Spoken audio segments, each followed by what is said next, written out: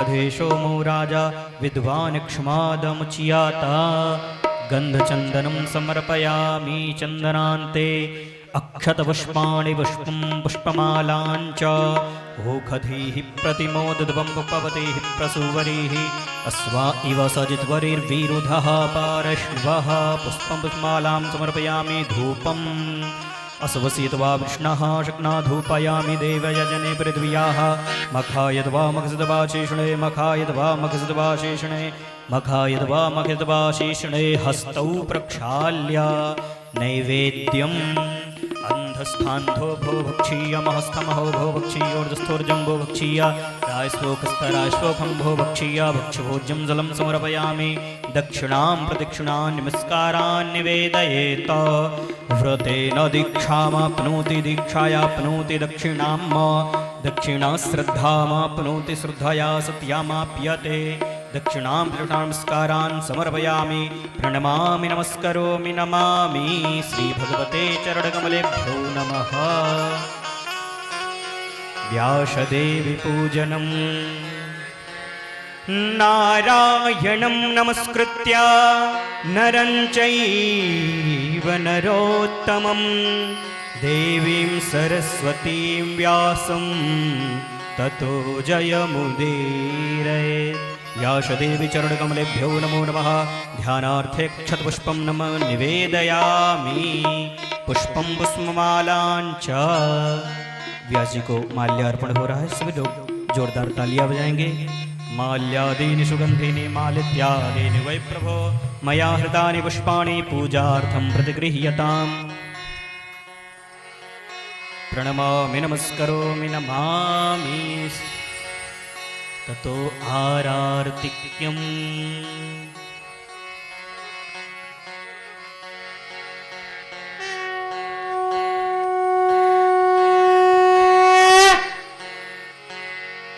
श्री भागवत भगवान की है आरती, पापियों को पाप से है तारती। भागवत भगवान की है आरती, पापियों को पाप से है तारती। पापियों को पाप से, पापियों को पाप से, पापियों को पाप से, पापियों को पाप से। भागवत भगवान की है आरती, पापियों को पाप से है तारती। श्री भागवत भगवान की है आरती, पापियों को पाप से है तारती।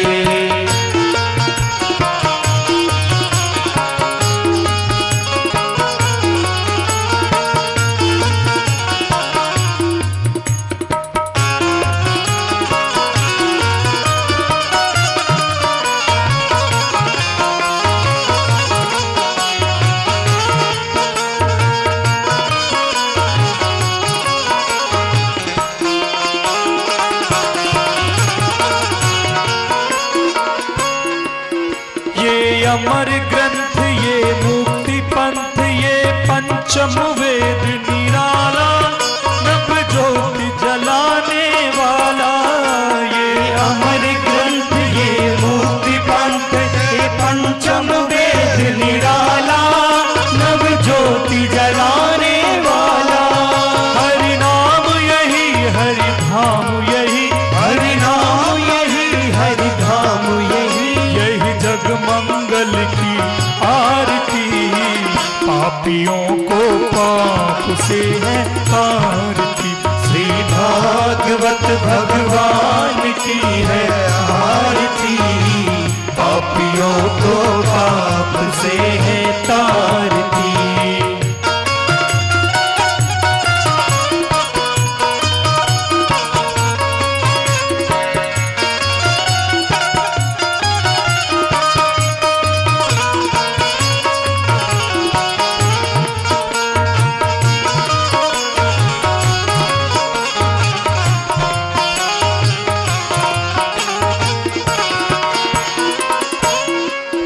ये शांति की पावन पुनीत पापों को मिटाने वाला, हरि दरस दिखाने वाला। ये शांति गीत पावन पुनीत पापों को मिटाने वाला, हरि दरस दिखाने वाला। यह सुख करनी यह दुख हरणी, यह सुख करनी यह दुख हरणी। श्री मधुसूदन की आरती, पापियों को पाप से है तारती। श्री भागवत भगवान की है आरती, पापियों को पाप से है तारती।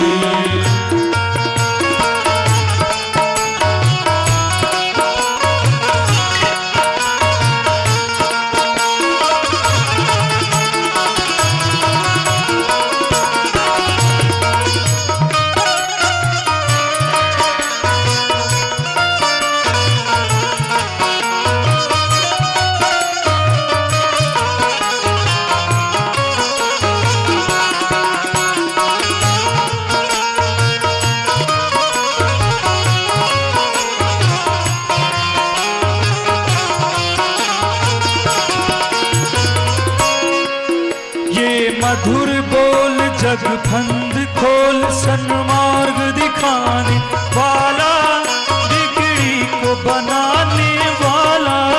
ये मधुर बोल जग पंथ खोल, सन्मार्ग दिखाने वाला, बिगड़ी को बनाने वाला।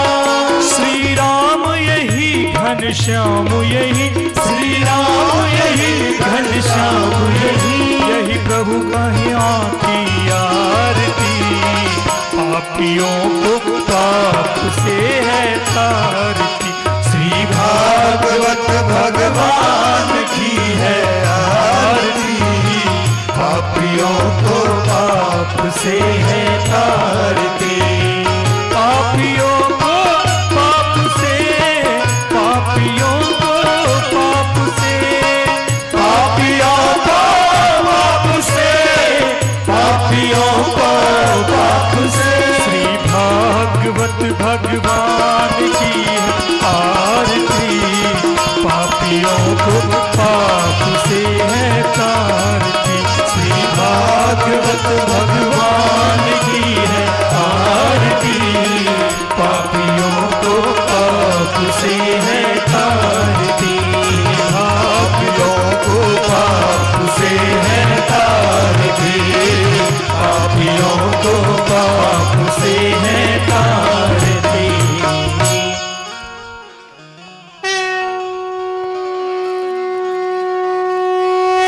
हरिः ओं। जलेन शीतले कर्णं पुष्पै देवताभिवन्दनम् आत्माभिवन्दनं मन्त्रपुष्पाञ्जलिः। हरिः ओं। जज्ञेन जन्मयजन्त देवास्तानि धर्माणि प्रथमान्यासन्न, तेहनाकं महिमानः सजन्त यत्र पूर्वे साध्याः सन्ति देवाः। हरिः ओं। भ्रुवस्व श्रीबालकृष्णचरणकमलेभ्यो नमो नमः। मन्त्रपुष्पाञ्जलिं समर्पयामि, प्रणमामि नमस्करोमि नमामि। प्रेम से बोले भागवत भगवान की जय। श्री सच्चिदानंद भगवान की जय। श्री राधा कृष्ण भगवान की जय। श्री व्यास जी महाराज की जय। जय जय श्री राधे, जय जय श्री राधे श्याम।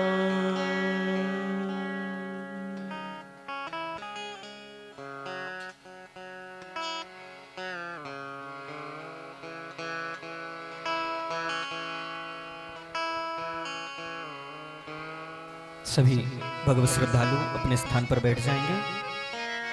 भगवान की हम सभी पावन श्रीमद् भागवत कथा श्रवण करेंगे।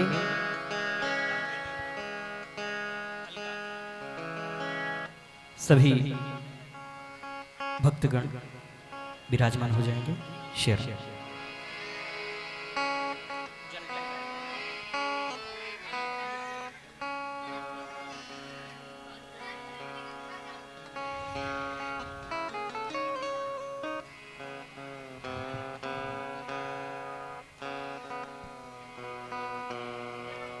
अवध धाम से पधारे कथा व्यास निशु भरद्वाज गोपी जी का आगमन हो चुका है। अमरपुर ग्रामवासी, नगरवासी, क्षेत्रवासी, जहां तक मेरी आवाज आ रही है भक्तों, आप समय को ध्यान देते हुए कथा पंडाल में आने का प्रयास करें। आज पंचम दिवस के सायंकाल के बेरा में कथा के माध्यम से आज गोवर्धन महाराज का पूजन होगा। बाल लीला का आप लोग कथा श्रवण करेंगे। निवेदन करते हुए व्यास भगवान को हम भक्तों को वहां ले चले जहां कल की कथा भागीरथी गंगा में स्नान कराते हुए वहां पे ले चले। जय श्री राम, जय श्री राम।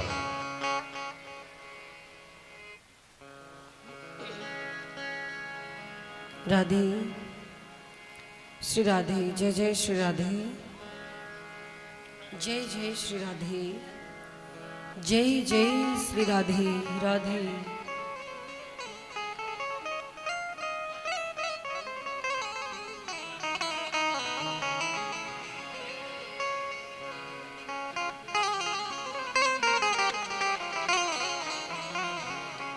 राधे, जय जय श्री राधे, जय जय श्री राधे, जय जय श्री राधे।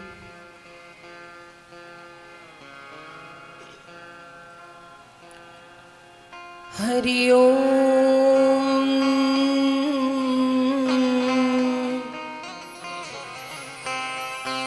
स्वस्ति श्री गणेशाय नमः।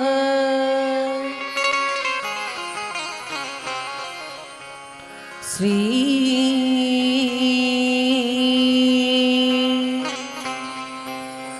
गुरुवे नमः।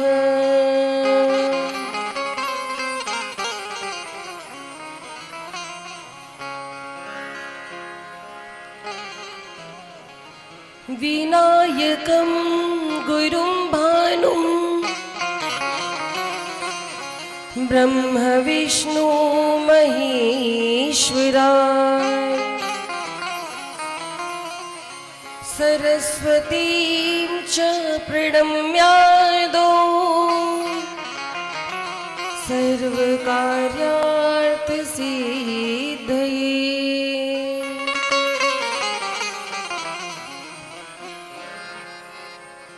अखण्डमण्डलाकारम् व्याप्तं येन चराचरम् तत्पदं दर्शितं येन तस्मै श्री गुरुवे नमः।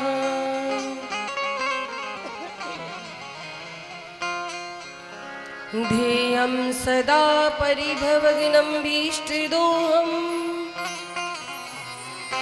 तीर्थास्पदं शिवविरञ्चिनुतं शरण्यम् भृत्यार्त्रिहं प्रणतिपालभवाब्धिपूतं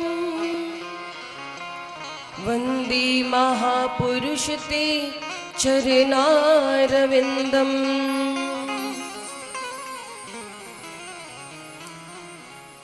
जय जय श्री राधा रमण, जय जय नवल किशोर, जय गोपी चित चोर प्रभु, जय जय माखन चोर।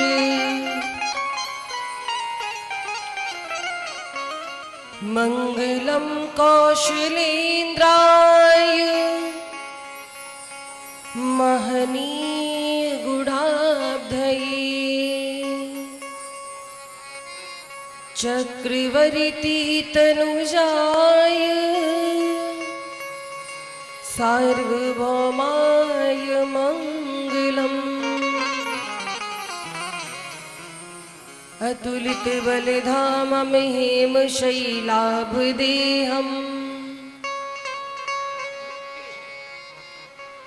धनुजवन कृशानुं ज्ञानिनामाग्रगण्यम् सकलगुणनिधानं वानराणामधीशम् रघुपतिप्रियभक्तं वातजातं नमामि।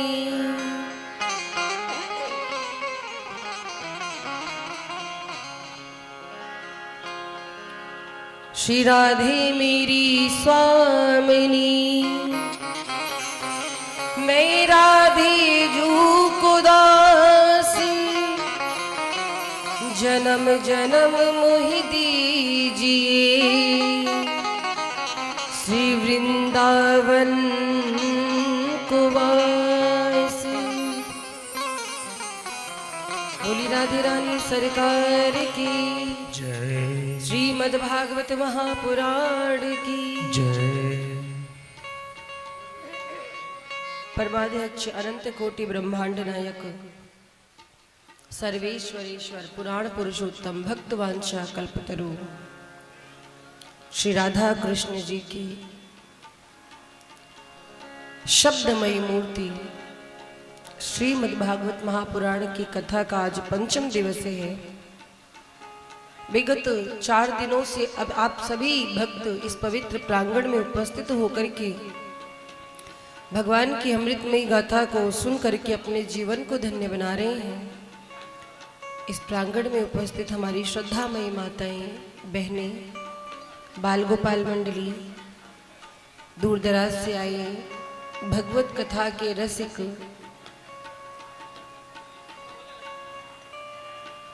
आचार्यगण, हमारे मुख्य यजमान जी,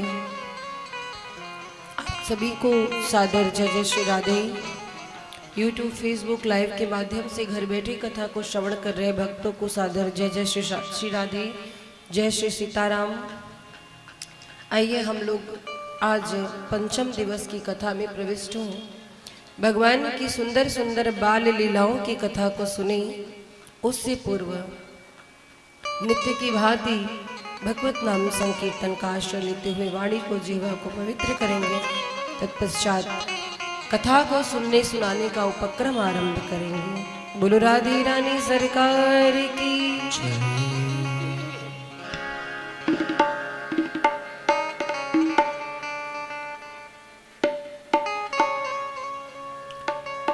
हरे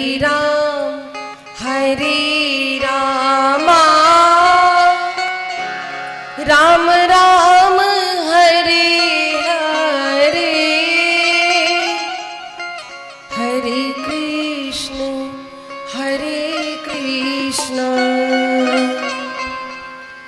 कृष्ण कृष्ण हरे हरे।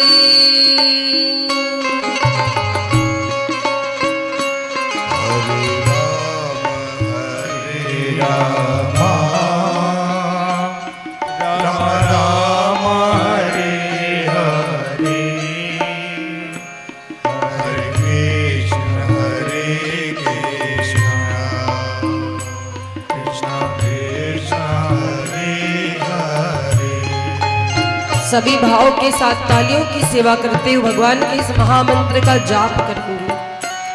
तालियों की सेवा करते हुए भाव के साथ बोलेंगे।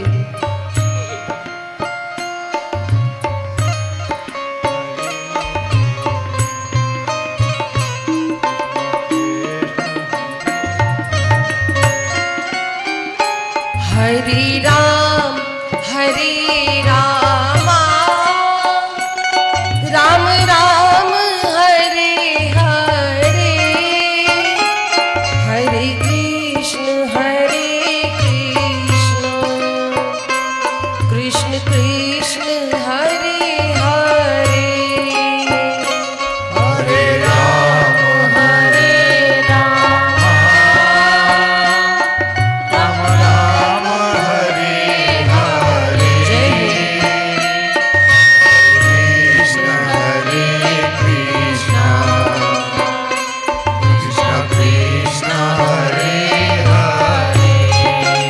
जय सेवा करते हुए हरि बोल।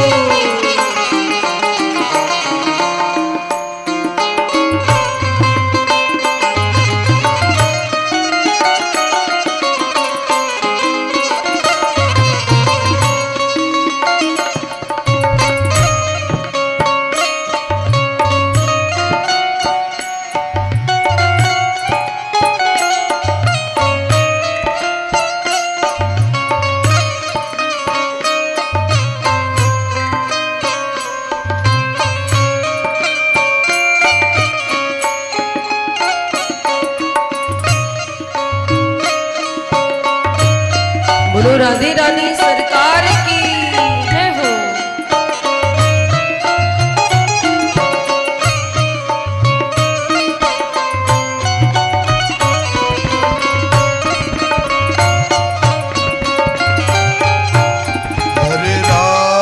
हरे राम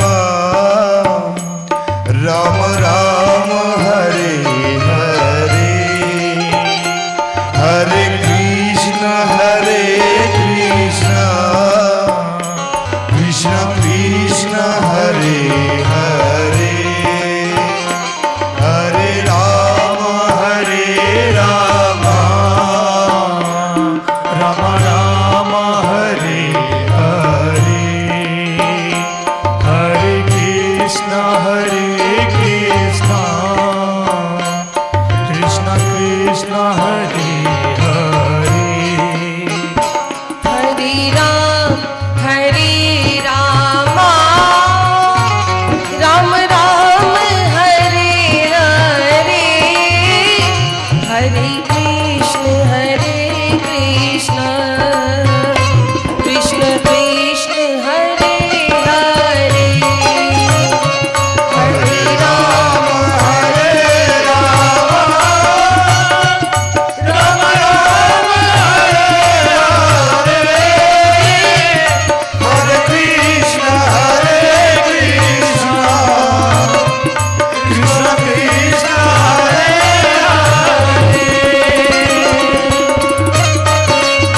दोनों हाथों को उठाकर भिखारियों की सेवा करते हुए हरि बोल।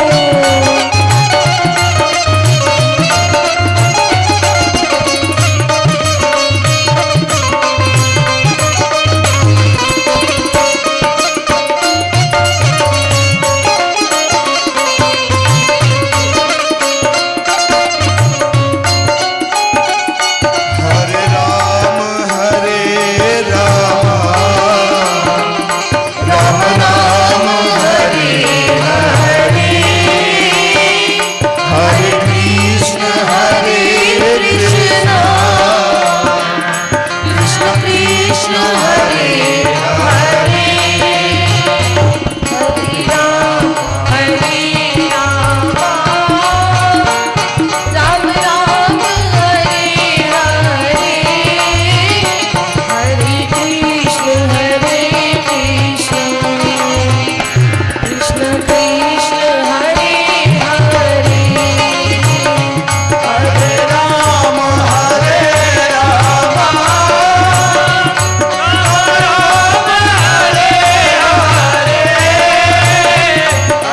कृष्ण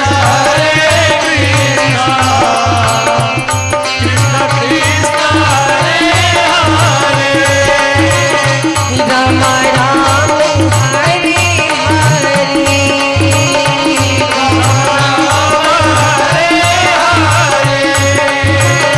कृष्ण कृष्ण हरे हरे, कृष्ण कृष्ण हरे हरे।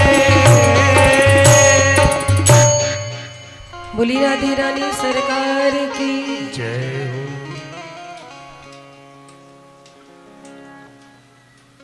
कल चतुर्थ दिवस की कथा में आप सभी ने भगवान के वामन अवतार की कथा सुनी। भगवान ने वामन रूप क्यों बनाया था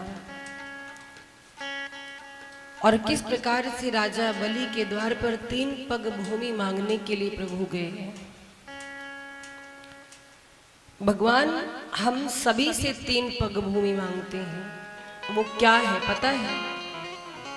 प्रत्येक जीव से भगवान 3 वस्तु मांगते हैं,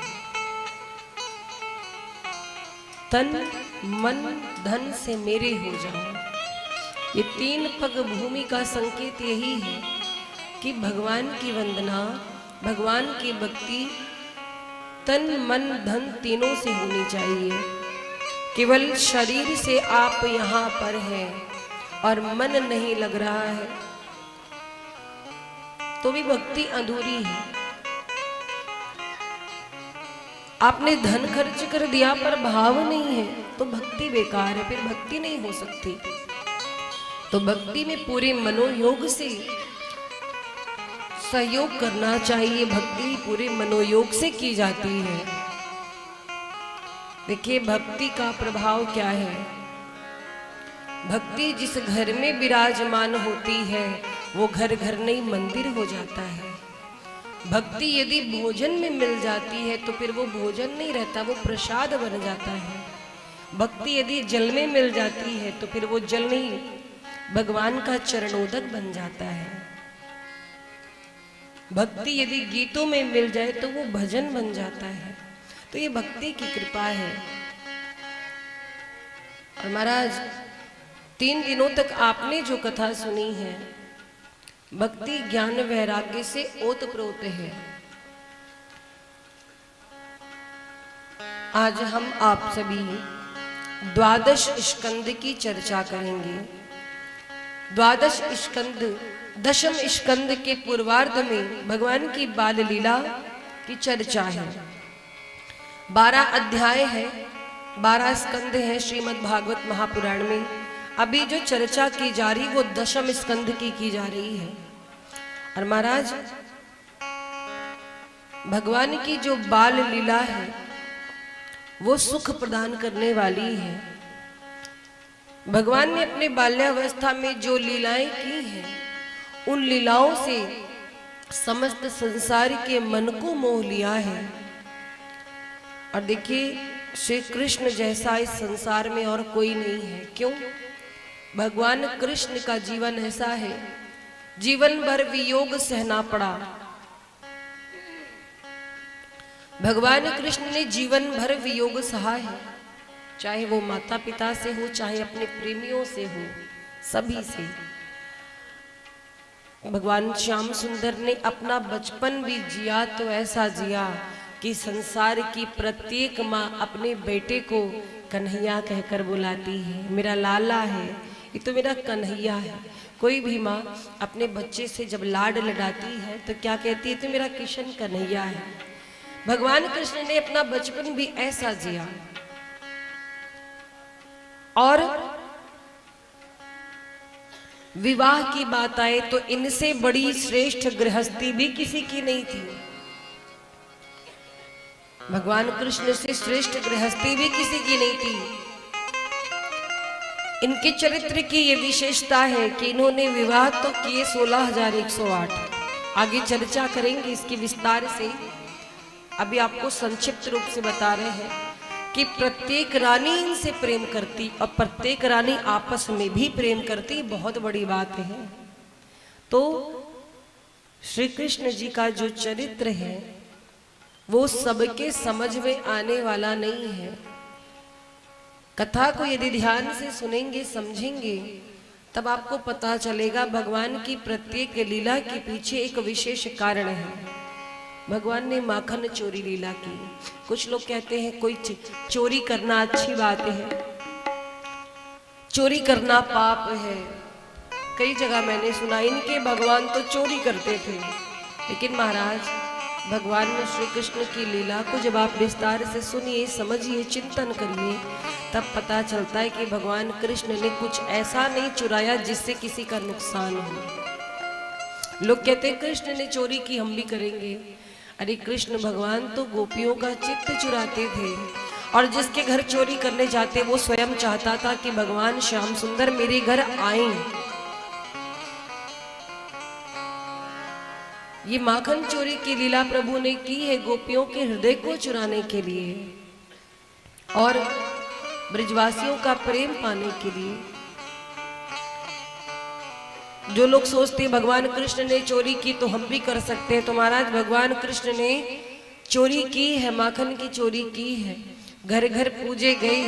और कोई व्यक्ति आजकल के कलयुग का किसी मिठाई की दुकान से एक रसगुल्ला चुरा कर दिखाए, महाराज डंडे पड़ेंगे। हाँ, भगवान की तो पूजा हुई, पर हम आप ऐसा अगर करेंगे तो फिर डंडे पड़ेंगे। कहने का तात्पर्य है कि भगवान की लीलाओं में ज्यादा दिमाग नहीं लगाना चाहिए। सुन करके बस आनंद लीजिए, क्योंकि जो कृष्ण ने किया है वो कोई कर नहीं सकता। मात्र 7 वर्ष की उम्र में गिरिराज जी को अपनी कनिष्ठिका पर धारण किया। कोई कर सकता है ऐसा? जो त्याग किया है प्रभु कृष्ण ने, वो जीवन में उतारने के लायक है। इसीलिए कहा जाता है अनुसरण करना है तो राम जी के चरित्र का कीजिए। राम जी ने जो किया है वो करिए, और कृष्ण जी ने गीता में जो कहा है वो करिए। दोनों में बहुत अंतर है। भगवान कृष्ण ने जो किया है वो ना कोई कर सका है, ना कर पाएगा। इसीलिए भगवान की लीलाओं में आक्षेप नहीं करना चाहिए। और महाराज, कल आप चर्चा सुन रहे थे भगवान के प्राकट्य उत्सव की। 8वें गर्भ में भगवान श्री कृष्ण आए हैं।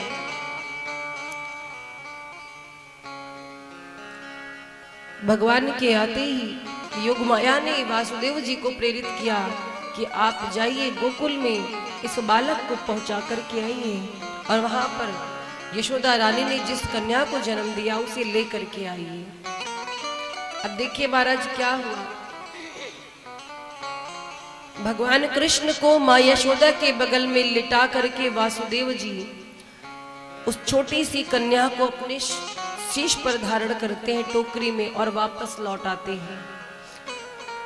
जैसे ही मथुरा पहुंचे हैं, वसुदेव जी कारागृह में प्रविष्ट हुए हैं, वैसे ही जो बेड़ियां खुल गई थी वो बेड़ियां अपने आप उन्हें जकड़ लेती हैं। जो प्रहरी सोए हुए थे वो प्रहरी जाग गए, क्योंकि कन्या आते ही रोने लगी जोर जोर से।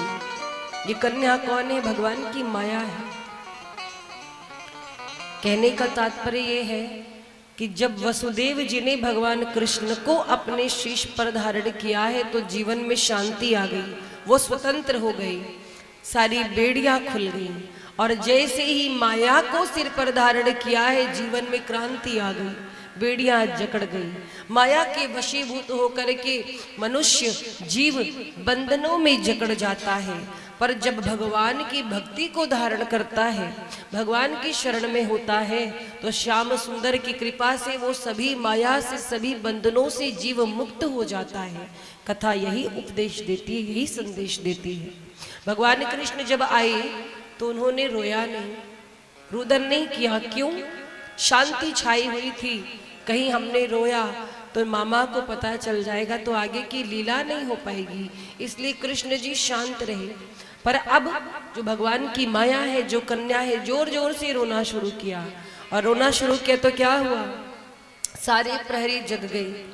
जाकर प्रहरियों ने महाराज कंस को सूचना दी कि हे महाराज कंस, देवकी की 8वीं संतान धरा पर आ चुकी है। कंस मंत्रियों के साथ दौड़ा दौड़ा गया। कंस मंत्रियों के साथ दौड़ा दौड़ा गया। जब देखा तो कन्या गोद में थी वसुदेव जी की। कंस जोर जोर से हंसने लगा। अरे ये तो कन्या हुई, ये कन्या मेरा क्या बिगाड़ सकती है? हंसने लगा। कहता है कि ये तो नारी बनेगी, अबला है, ये मुझे क्या मारेगी? लगता है आकाशवाणी ने झूठ कहा था। तो मंत्रियों ने समझाया, महाराज कंस ये भूल मत कीजिए, एक बालिका समझकर इसे छोड़िए मत। आकाशवाणी कभी मिथ्या नहीं हो सकती है, आकाशवाणी कभी झूठ नहीं बोलती। हो सकता है इस कन्या का जब विवाह हो, इसके द्वारा कोई पुत्र उत्पन्न हो, वो आपका वध करे, वो आपका काल बने। देखो महाराज ये क्या है? ये पाप को बढ़ावा देना है। किसी ना किसी रूप में पापियों का पाप प्रभु बढ़ाते हैं। इससे पहले जब पहला बालक हुआ था, देवकी मैया को कीर्तिमान नाम था, तो भी कंस को एक बार दया आई थी। कंस ने कहा था कि अरे मुझे तो खतरा 8वें से है, पहले को क्यों मारूं? तो यहाँ पर नारद जी आए थे और एक कमल का पुष्प दिया, उसमें 8 पंखुड़ी थी। बोले महाराज कंस गिनिए, इसमें 8वीं पंखुड़ी कौन सी है? इधर से गिनिएगा, उधर से गिनिएगा, सब तो 8 ही है। तो वहां पर नारद जी ने पाप को बढ़ावा दिया था और कंस ने एक एक करके सारे बालकों का वध किया। आज जब कंस कहता है कि ये बालिका है, इसको मैं क्या मारूं, ये तो बिचारी अबला है, तो मंत्री कहते हैं महाराज छोड़िए मत, और जो कंस ने उस कन्या को अपने हाथ में उठाया, भूमि पर पटक करके मारना चाहा, कन्या हाथ से छूट गई, आकाश में चली गई। आकाश में जाकर अष्टभुजी रूप धारण किया है। बोलिए अष्टभुजी मैया की जय। अष्टभुजी रूप में वो कन्या बदल गई है और क्रोध में कहती, अरे ओ मूर्ख कंस, तू मुझे क्या मारेगा? तुझे मारने वाला धरा पर आ चुका है। कंस कांप गया, कंस कांप गया कि ये क्या हो गया। और ये भगवान की माया, यही भगवान की बहन बनी। श्री ठाकुर जी कहते हैं, हे देवी, आपने मेरा कार्य किया है।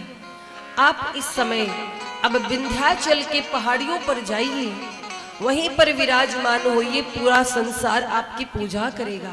आपकी पूजा जो करेगा, आपकी व्रत करेगा आपका, तो उसकी मनोकामना पूर्ण होगी। और यही विंध्यवासिनी मैया कहलाई। बोलिए विंध्यवासिनी माता की। और महाराज इस प्रकार से कंस चिंतित हो गया, चिंतित हो गया, परेशान हो गया। आपातकालीन मीटिंग बुलाई। आपातकालीन मीटिंग मतलब रात के समय जितने उसके मित्र हैं, जितने असुर हैं, अघासुर, बकासुर, व्योमासुर, जितने हैं सबको बुलाया। बकासुर बुला करके कहता है कि सुनो, मुझे अभी अभी सूचना मिली है कि मुझे मारने वाला मेरा काल इस धरती पर आ चुका है। वो है तो 84 कोस के ब्रजमंडल में, लेकिन कौन है पता नहीं, कैसे पता लगाया जाए। बकासुर की भगनी है पूतना। पूतना कहती, महाराज ये कार्य आप मुझ पर छोड़ दीजिए। पूतना भयानक राक्षसी है, बड़ी बड़ी दांत हैं, बड़े बड़े नख हैं, विकराल स्वरूप है, 6 कोस में शरीर फैला हुआ है। पूतना कहती, ये काम मैं कर सकती हूँ, मैं ब्रजमंडल के घर घर में जाकर पता लगा सकती हूँ। कंस ने कहा कि तुम इतनी भयानक दिखती हो, तुम्हें अपने घर में जाने कौन देगा? पूतना कहती है, मैं मायावी हूँ, मैं अपनी माया से सुंदर रूप धारण कर लूंगी और फिर ब्रजमंडल के प्रत्येक घर में जाकर देखूंगी, जो भी नवजात शिशु होगा सबको मार दूंगी, उसी में से कोई आपका एक काल भी होगा। ये काम आप मुझे सौंपिए। कंस कहता है, बहुत सुंदर। अब पूतना महाराज चल पड़ी। इधर गोकुल का वातावरण कैसा है? जहां पर साक्षात मेरे ठाकुर जी विराजमान होंगे, वहां पर तो आनंद ही होगा, क्योंकि भगवान आनंद स्वरूप हैं।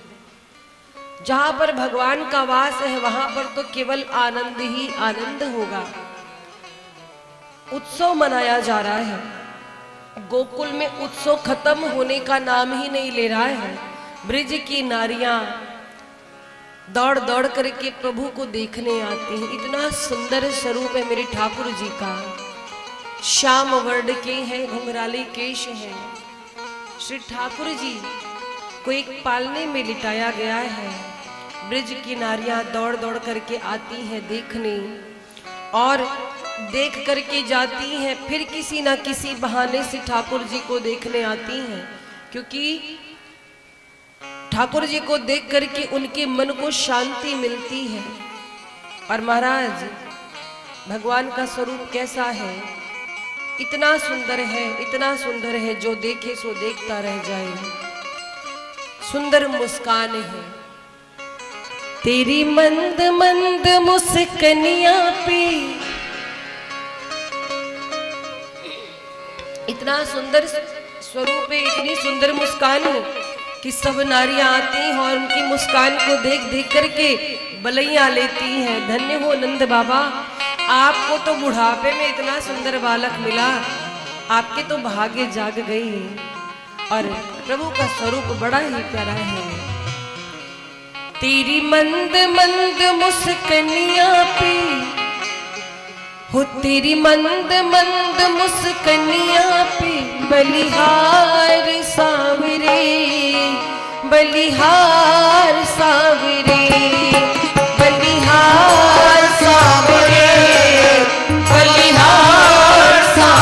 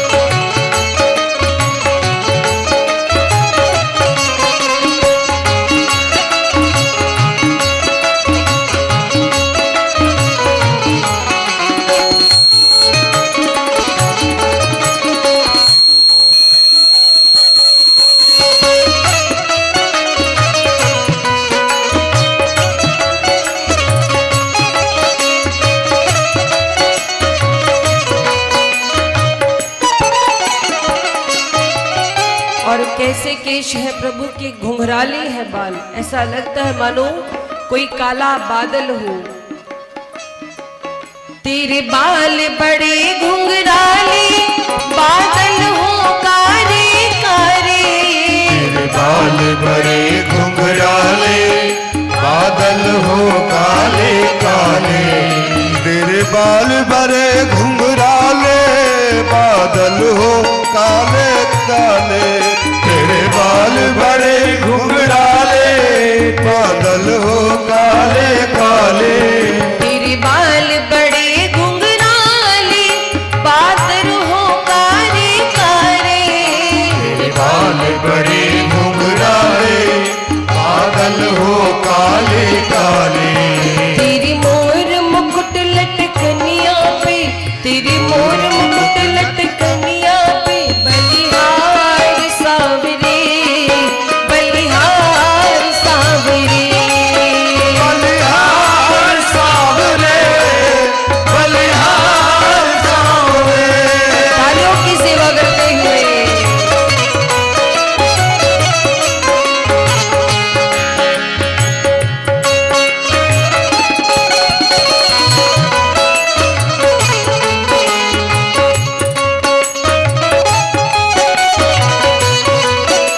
बोलो श्याम प्यारे की।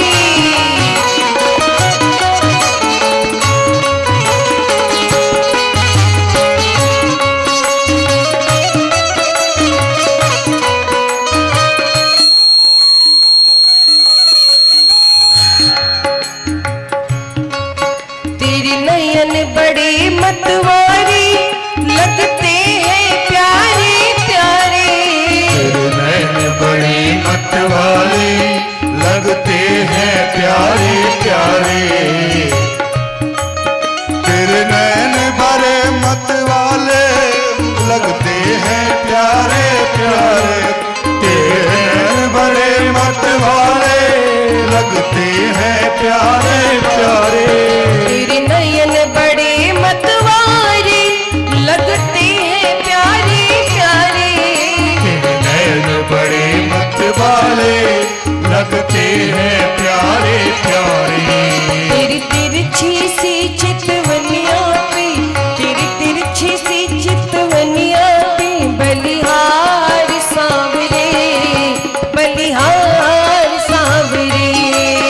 बलिहार सावरे, बलिहार सावरे।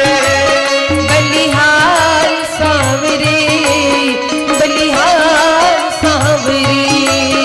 बलिहार सावरे, बलिहार सावरे। तालियों की सेवा करते हुए श्री राधे।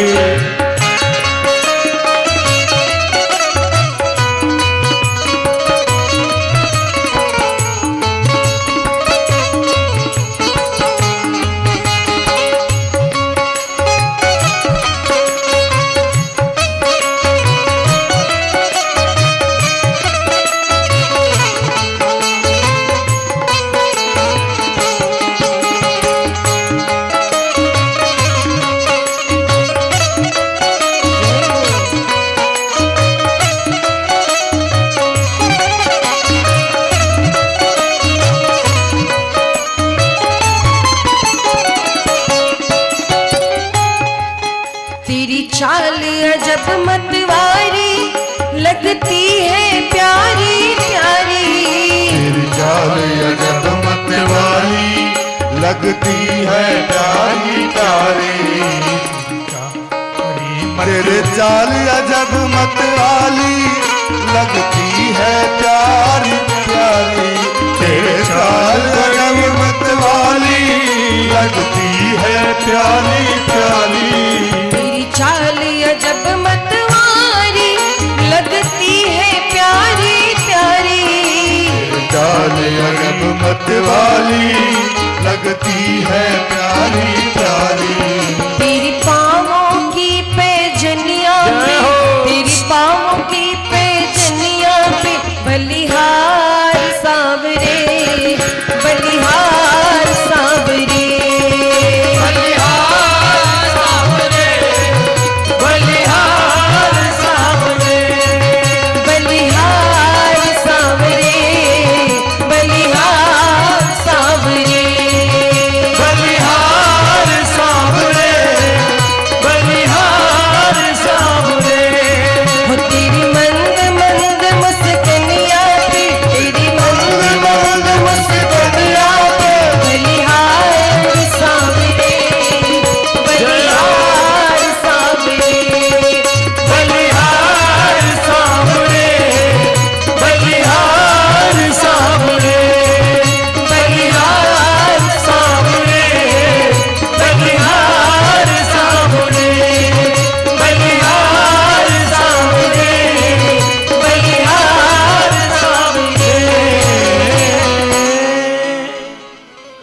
तेरी मंद मंद मुस्कनिया पे बलिहार सांवरे, बलिहार सांवरे।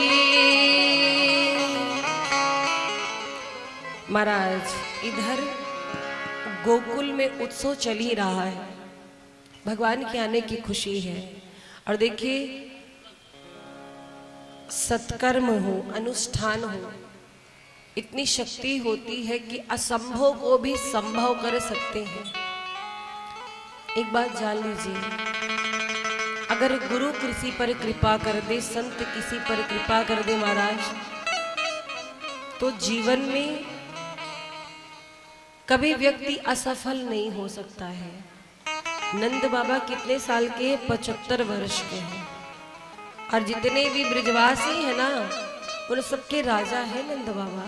नंद बाबा और यशोदा मैया का व्यवहार ऐसा है, भाव ऐसा है कि पूरे ब्रजवासी बहुत प्रेम करते हैं नंद बाबा से। तो आज नंद बाबा को 75 वर्ष की उम्र में, बुढ़ापे में श्री ठाकुर जी मिले हैं। सब भाग्य की सराहना कर रहे हैं। और ये किसका प्रताप है? सब कहते वानंद बाबा आपने ब्राह्मणों को बुला करके खूब दान पुण्य किया, चकाचक भोजन पवाया है, ये उसी का प्रसाद है, उसी का आशीर्वाद है। तो नंद बाबा ने भी यज्ञ किया था श्री ठाकुर जी के लिए। यज्ञ से भगवान मिलते हैं, क्योंकि महाराज भगवान मंत्रों के अधीन है और मंत्र ऋषियों के, ब्राह्मणों के अधीन है। इसीलिए सत्कर्म फलित जरूर होते हैं। आप कथा सुन रहे हैं, कथा सुन रहे हैं, आपका ये कथा सुनना भी एक प्रकार का यज्ञ है, ज्ञान यज्ञ है। और आज नहीं तो कल इसका फल मिलेगा, जरूर मिलेगा। समय आने पर फल मिलता है, थोड़ा समय लगता है। एक बार की बात मैं बताऊं, संतों की कृपा क्या होती है। एक बार की बात है, एक माता थी, विवाह हुआ, विवाह के बहुत समय, लगभग 20 वर्ष बीत गए, कोई बालक नहीं हुआ, कोई बच्चा नहीं था। तो कुछ दिन तो घर वालों ने कुछ नहीं कहा, बाद में ताने मारने लगे। और घर वालों की तो छोड़ो, अगल बगल पास पड़ोस के लोग भी, अरे इसको तो कोई संतान नहीं है। वो माता ऐसा कोई डॉक्टर नहीं जहाँ पर ना गई हो, कोई ऐसा वैद्य नहीं जहाँ पर ना गई हो, कोई ऐसा तीर्थ नहीं जहाँ पर माथा ना टेका हो। लेकिन बहुत दुखी रहने लगी, बहुत दुखी रहने लगी। किसी से बात नहीं करती, कहीं निकलती नहीं।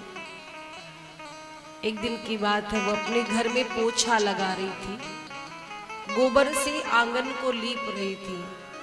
तो एक संत द्वार पर आए और आकर के कहा, बेटी कुछ दान कर दे, देख बाबा तेरे द्वार पर आया है, बाबा की झोली भरेगी, तेरी मनोकामना पूर्ण होगी। ये बात सुनकर वो माता जी जो थी एकदम क्रोधित हो गई कि झूठा लोभ मत दिखाइए, झूठा आश्वासन मत दीजिए महाराज जी। इतना वर्ष हो गया, भगवान ने मेरी मनोकामना पूरी नहीं की। सब संत झूठ बोलते हैं, ऐसा कुछ नहीं होता है। 20 साल बीत गए, अभी तक मेरी गोद सुनी है। यही सब सोच करके वो क्रोधित हो गई, तिलमिला गई।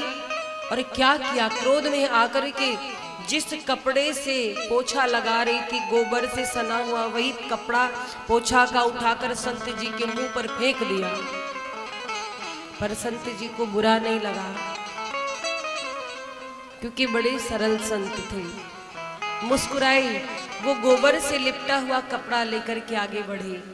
एक दूसरी मैया के घर पड़ोस में गए, वहां पर एक मैया से पूछने लगे कि ये जो बगल में घर है, इसमें जो माता रहती है, इतना क्रोध क्यों करती है, इतनी चिढ़ी सी क्यों रहती है। तो वो मैया, दूसरी मैया ने बताया कि क्या करे बेचारी, महात्मा जी 20 साल हो गए, कोई संतान नहीं, लोग ताना मारते हैं, आना जाना छोड़ दिए, बांझ बांझ कह करके उसको पुकारते हैं, कौन सी नारी होगी जिसे ये कष्ट नहीं होगा। महात्मा जी समझ गए, संत समझ गए, मुस्कुराते हुए आगे बढ़े शाम को अपनी कुटिया पर पहुंचे। कुटिया पर पहुंच करके जो मैया ने वस्त्र फेंक करके मुंह पर मारा हुआ था, गोबर से लिपटा हुआ, उस वस्त्र को बढ़िया धोया है, साफ किया। साफ करके धो करके सुखा करके उसकी पतली पतली बाती बनाई और भगवान के सामने दीपक जलाया और क्या कहा कि हे प्रभु, आज मुझे यही मिला है प्रसाद में, और जिस मैया ने जो मुझको दिया वो मैं आप तक पहुंचा रहा हूं। उस माँ की मुराद पूरी करना सरकार, उसकी गोद भर देना। संत जी ने हाथ जोड़ करके जब प्रार्थना की, संत जी के आंखों में आंसू आ गए कि अगर मैंने जीवन में कभी भी आपकी तपस्या की हो तो उस तपस्या का फल उस माँ को दे देना। आज उसकी अर्जी, उसके दिए हुए वस्तु की सामग्री की अर्जी मैं आपको लगा रहा हूँ सरकार, उस पर कृपा करना। हाथ जोड़कर संत जी ने जब इस प्रकार से प्रभु से कहा, कुछ समय बीता और महाराज उस मैया को एक सुंदर सा बालक मिला। लोग सोचने लगे कि इतने समय बाद ये कैसे हो सकता है। महाराज संत कौन? संत जो होते ना, वो भक्त और भगवान के बीच का माध्यम होते हैं। संतों की बात प्रभु जल्दी सुनते हैं, भक्तों की बात प्रभु जल्दी सुनते हैं। और कहने का तात्पर्य है कि संत जिसका प्रमाण पत्र तैयार कर दे कि हे प्रभु इस पर कृपा करनी है, तो भगवान मना नहीं कर सकते, भगवान को कृपा करनी पड़ती है। मानस में चर्चा आती है कि अहिल्या जी को पति का शाप मिला था। शिला के रूप में मां अहिल्या बरसों से राम जी के चरण रज की प्रतीक्षा कर रही थी। जब राम जी गुरुदेव विश्वामित्र के साथ जा रहे थे, मार्ग में गौतम ऋषि का आश्रम देखा है। नारी जो कि शिला बनी हुई है, अहिल्या जी को प्रभु राम ने देखा है। पर राम जी ने कृपा कब की? जब विश्वामित्र जी ने कहा कि हे रघुनंदन, ये गौतम ऋषि की पत्नी है, पति के शाप से शिला बनी बैठी है, बरसों से आपकी प्रतीक्षा कर रही है, इस पर कृपा कीजिए रघुनाथ। राम जी क्या जानते नहीं थे? राम जी को पता था ये कौन है, इसकी यह गति क्यों हुई है और इसकी निवृत्ति मेरे चरण के रज से होने वाली है। पर राम जी तब तक खड़े मुस्कुरा रहे थे। जब विश्वामित्र जी ने कहा कि राम इस पर कृपा करिए, तब गुरु जी की बात सुनकर, संत की बात सुनकर कि मेरे राघवेंद्र सरकार ने अहिल्या जी के मस्तक पर, उस शिला पर अपने चरणों का स्पर्श कराया है और वो शिला नारी के रूप में बदल गई है। मेरे राम जी ने कृपा की है। ये संत के कहने पर, संत की कृपा जिस पर हो जाए, भगवान उस पर कृपा अवश्य करते हैं। और महाराज बिना गुरु कृपा के, बिना संत कृपा के जीवन नहीं चलता। और इसीलिए महाराज कहा जाता है कि संतों के संग में रहिए। प्रथम भगति संतन कर संगा, दूसर रति मम कथा प्रसंगा। नवधा भक्ति का पहला उपदेश क्या है कि सबसे बड़ी भक्ति भगवान की पहली कौन सी है? संतों का संग करिए। आप संतों के सानिध्य में रहना शुरू कर दे, भगवत कृपा होने लगेगी। तो महाराज आज नंद बाबा पर संतों ने कृपा की और वृद्धावस्था में श्री ठाकुर जी मिले। संत कृपा से ही भगवान मिलते हैं, गुरु कृपा से ही भगवान मिलते हैं। और उत्सव का, आनंद का वातावरण है। गोकुल में लगातार उत्सव हो रहे हैं। इसी उत्सव के बीच नंद बाबा को याद आया कि कंस महाराज को वार्षिक कर देने का समय आया है। कर यानी टैक्स। टैक्स आप लोग भरते हो ना, बिजली का, पानी का इत्यादि। वैसे ही मथुरा का राजा कंस है और कर के रूप में दूध, दही, माखन लेता है। तो वर्ष में एक बार सारे ब्रजवासी माखन, दूध, दही बैलगाड़ियों पर लाद करके जा करके कंस को देते हैं कर के रूप में। तो नंद बाबा को याद आया कि बहुत समय हुआ महाराज, कंस को मैंने कर नहीं दिया है। तो जितने बूढ़े गोप थे सबसे कहा नंद बाबा ने कि उत्सव तो चलता ही रहेगा, अब तो लाला आ ही गया है, चलो हम लोग कर दे करके वापस आते हैं, ऐसे महाराज कंस को बताएंगे हमको बेटा हुआ है, उनका भी आशीर्वाद मिल जाएगा। भोले भाले नंद बाबा अपने सभी बूढ़े गोपों को लेकर के, मित्रों को लेकर के बैलगाड़ियों को तैयार करते हैं और उस पर दूध दही माखन इत्यादि लाद करके मथुरा के लिए प्रस्थान करते हैं। इधर मथुरा पहुंचे हैं नंद बाबा, महाराज कंस से भेंट की है। महाराज कंस की जय हो, महाराज आशीर्वाद दीजिए, हमको सुंदर सा बालक हुआ है। कंस कहता है आपका बालक दीर्घायु हो नंद बाबा। और कंस से मिलने के बाद नंद बाबा वसुदेव जी से मिलने कारागार में गए। नंद बाबा तो भोले भाले, उन्हें कुछ पता नहीं।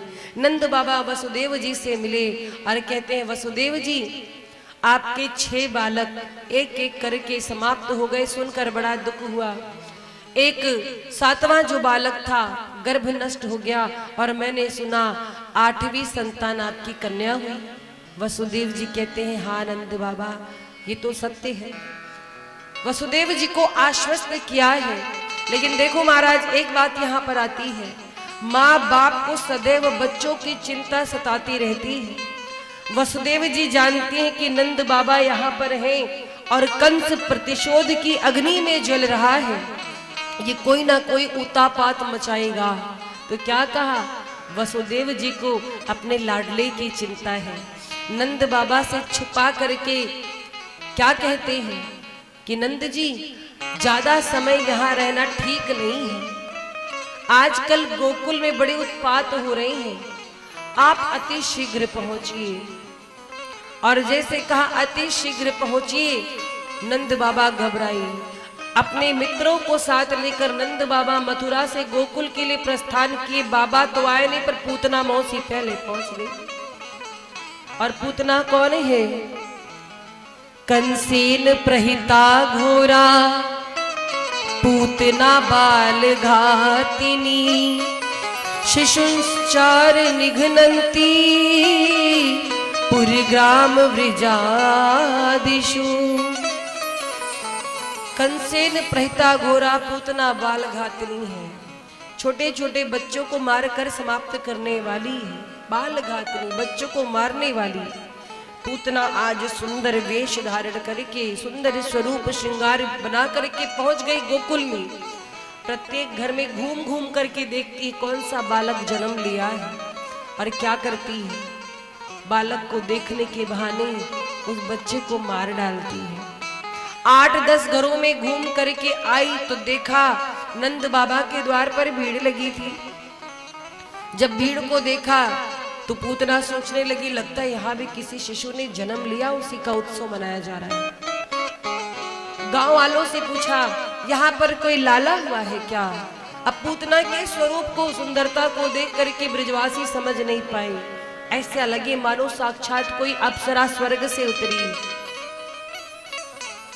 महाराज जरूरी नहीं कि जो देखने में ऊपर से सुंदर हो वो अंदर से भी सुंदर हो। कभी कभी ऊपर से आदमी बड़ा मेंटेन रहता है, अंदर कपट भरा होता है। जैसे पूतना तो देखने में बड़ी सुंदर लग रही, श्रृंगार करके खड़ी, पर अंदर कितना छल कपट भरा है, बेचारी ब्रजवासी पहचान नहीं पाए।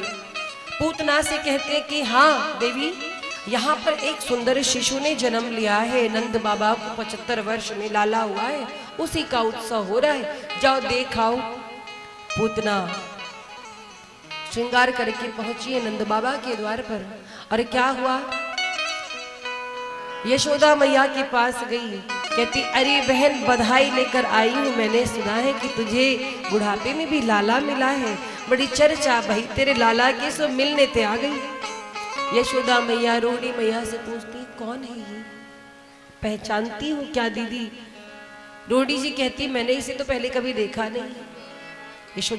यशोदा मैया कहती है कि अगर मैं इसको मना करूं तो बुरा मान जाएगी, हो सकता है गांव की कोई नई नवेली गोपी हो।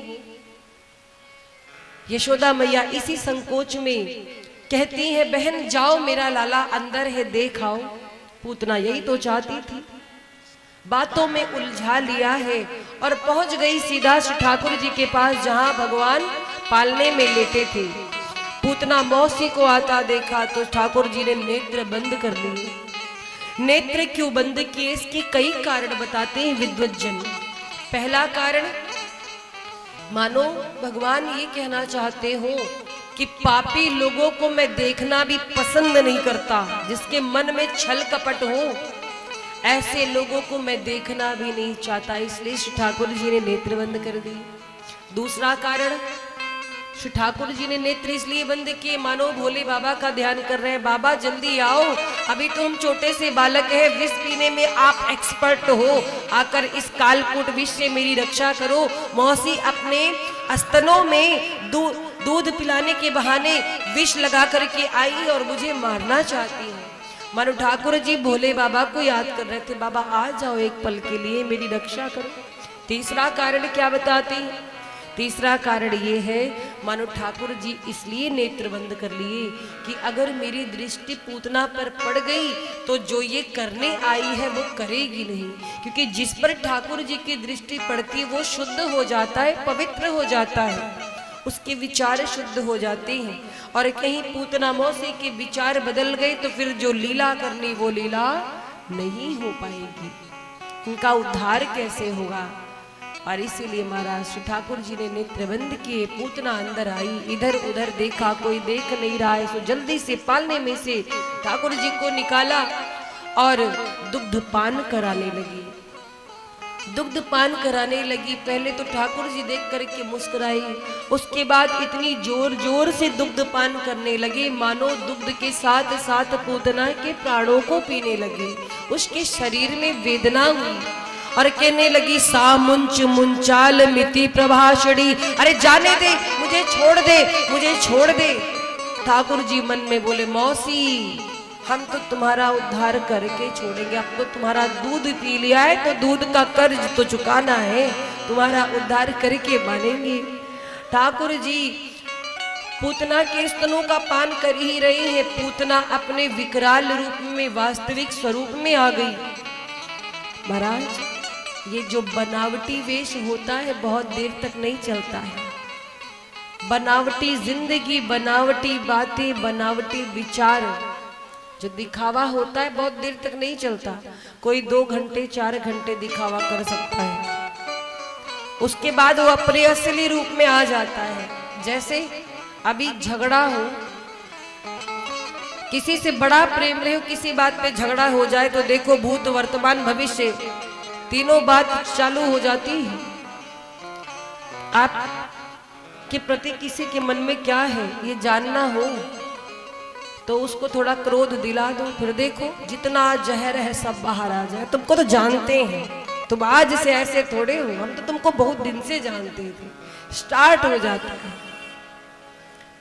तो बनावटी चीजें बहुत देर तक नहीं टिकती, वो चाहे बनावटी जीवन हो, चाहे बनावटी व्यवहार हो, चाहे बनावटी स्वरूप हो, बहुत देर तक चलने वाला नहीं है। पूतना भी अपने वास्तविक रूप में आई, महल से बाहर भागी और महाराज ठाकुर जी उसके प्राणों को इस प्रकार से पी गए, शरीर में वो वेदना हुई, पूतना धरती पर गिर गई, पर अभी भी ठाकुर जी ने उसे छोड़ा नहीं है। उसी के छाती पर बैठ करके जोर जोर ठाकुर जी रो रहे हैं।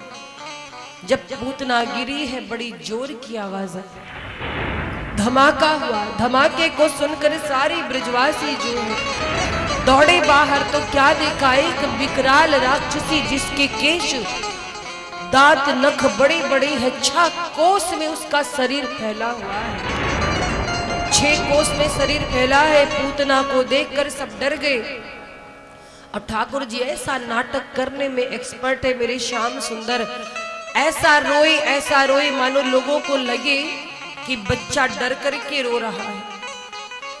ब्रज नारियां कहती, वाह रे यशोदा, एक बच्चे का ख्याल भी नहीं रख सकती, किसी भी अजनबी को अंदर आने देती है। दौड़ करके माँ यशोदा ने श्री ठाकुर जी को हृदय से लगाया।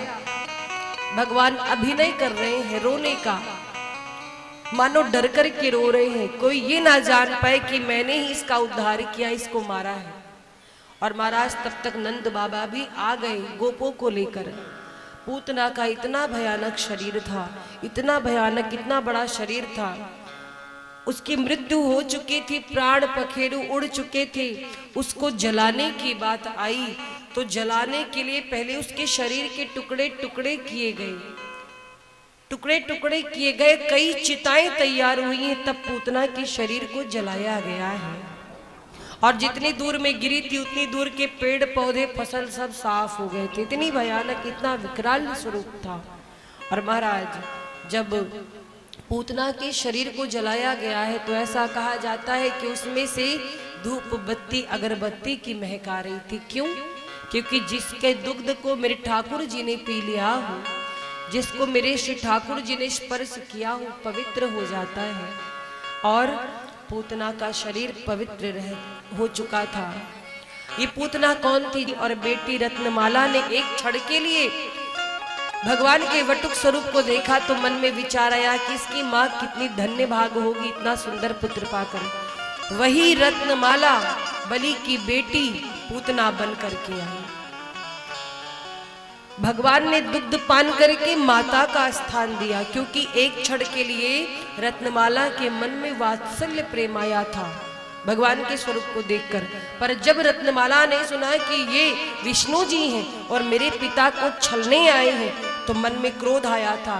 इसीलिए प्रभु ने पूतना का उद्धार किया है। जाकी रही भावना जैसी, प्रभु मूरत देखी तिन तैसी। भगवान को जिस भाव में आप देखते हो भगवान उसी रूप में आपको मिलते हैं। आप सखा मानते हो तो भगवान आपसे मित्रता भी करेंगे। आप मातृत्व भाव से देखते हैं तो भगवान छोटे से बालक जैसा व्यवहार करेंगे आपसे। जैसी आपकी भावना होगी प्रभु आपको वैसे ही मिलेंगे। भगवान ने इस प्रकार से पूतना का उद्धार किया है। 3 महीना बीता तो करवट बदलने का उत्सव मनाया जाने लगा। और महाराज तब शक्टासुर आया, छकड़े में बैठ गया, प्रभु ने उद्धार किया। इसके बाद तृणावर्त बवंडर का रूप लेकर के आया है, प्रभु ने तृणावर्त का उद्धार किया है। और महाराज एक बार की बात है, 5वां कर दीजिए।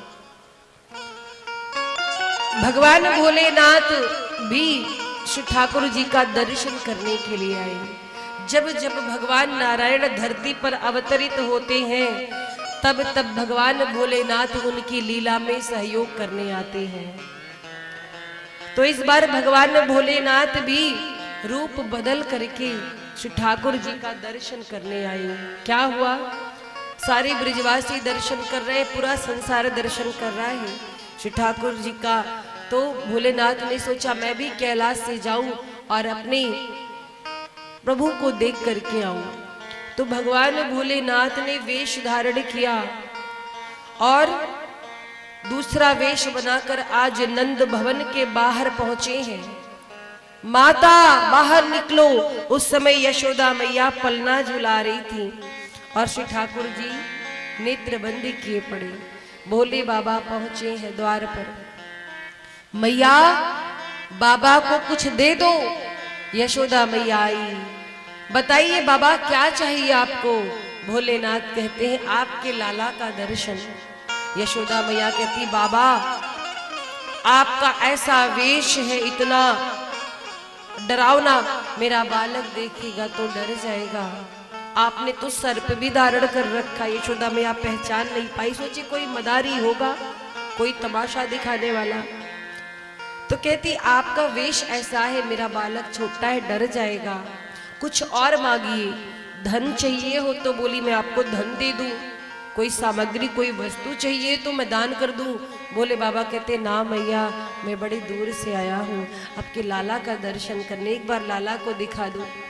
यशोदा मैया कहती हैं बाबा क्षमा करे, बालक छोटा है और वैसे भी बड़ी समस्याएं आती रहती जब से मेरा बालक हुआ है, ऐसे किसी अजनबी को मैं अपना बालक ना दिखाऊं। बोले बाबा भी प्रण करके बैठे कि जब तक मैं ठाकुर जी का दर्शन नहीं करूंगा आज जाऊंगा नहीं। चर्चा आती है नंद भवन के बाहर एक स्थान पर भोले बाबा बैठ गए, ध्यान करने लगे और मन में कहते हैं कि हे प्रभु, कैलाश से चलकर आपके दर्शनों के लिए आया हूं, ऐसे ही जाने दोगे क्या? दर्शन नहीं दोगे अपने भक्त को? मैया तो बाहर ही नहीं निकाल रही है। और महाराज भोले बाबा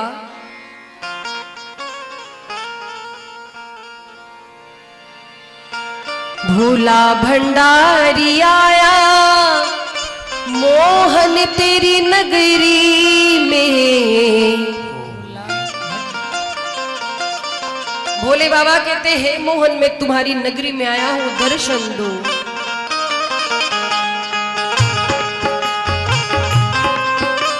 बोलो शंकर भगवान की जय हो,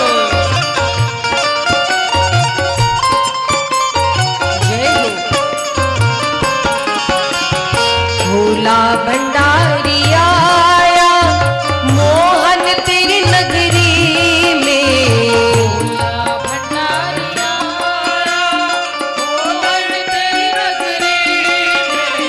भोला भंडारी आया मोहन तेरी नगरी में। भोला भंडारी आया मोहन तेरी नगरी में। भोला भंडारी आया मोहन तेरी नगरी में। भोला भंडारी आया मोहन तेरी नगरी में। नजराना दिल का लाया मेरे प्यारे, नजराना दिल का लाया मोहन तेरी नगरी में। भोला भंडारी आया मोहन तेरी नगरी में। भोला भंडारी आया मोहन तेरी नगरी में। भोला भंडारी आया मोहन तेरी नगरी में। दोनों हाथों को उठा करके तालियों की सेवा करते हुए बोलो शंकर भगवान की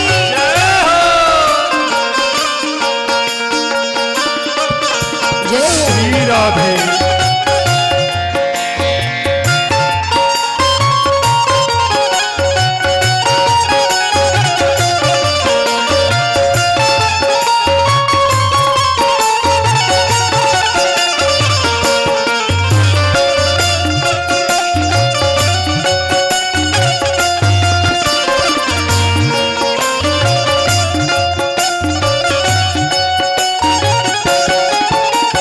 और बाबा कहते हैं क्या कि हे श्याम सुंदर, अब मैं यहीं बैठ गया हूं, अगर मेरा प्रेम सच्चा है तो आप बाहर आकर के दर्शन दो।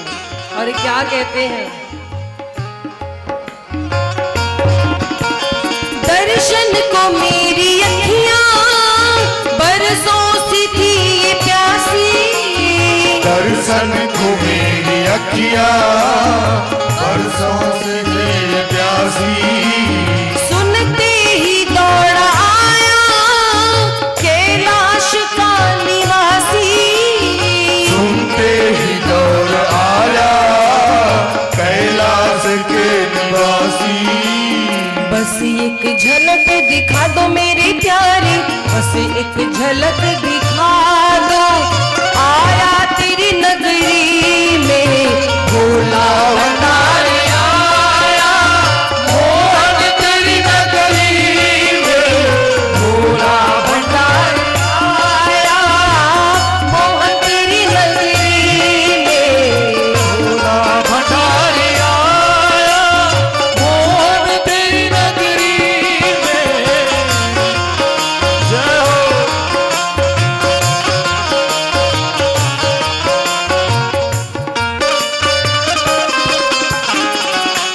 जय हो।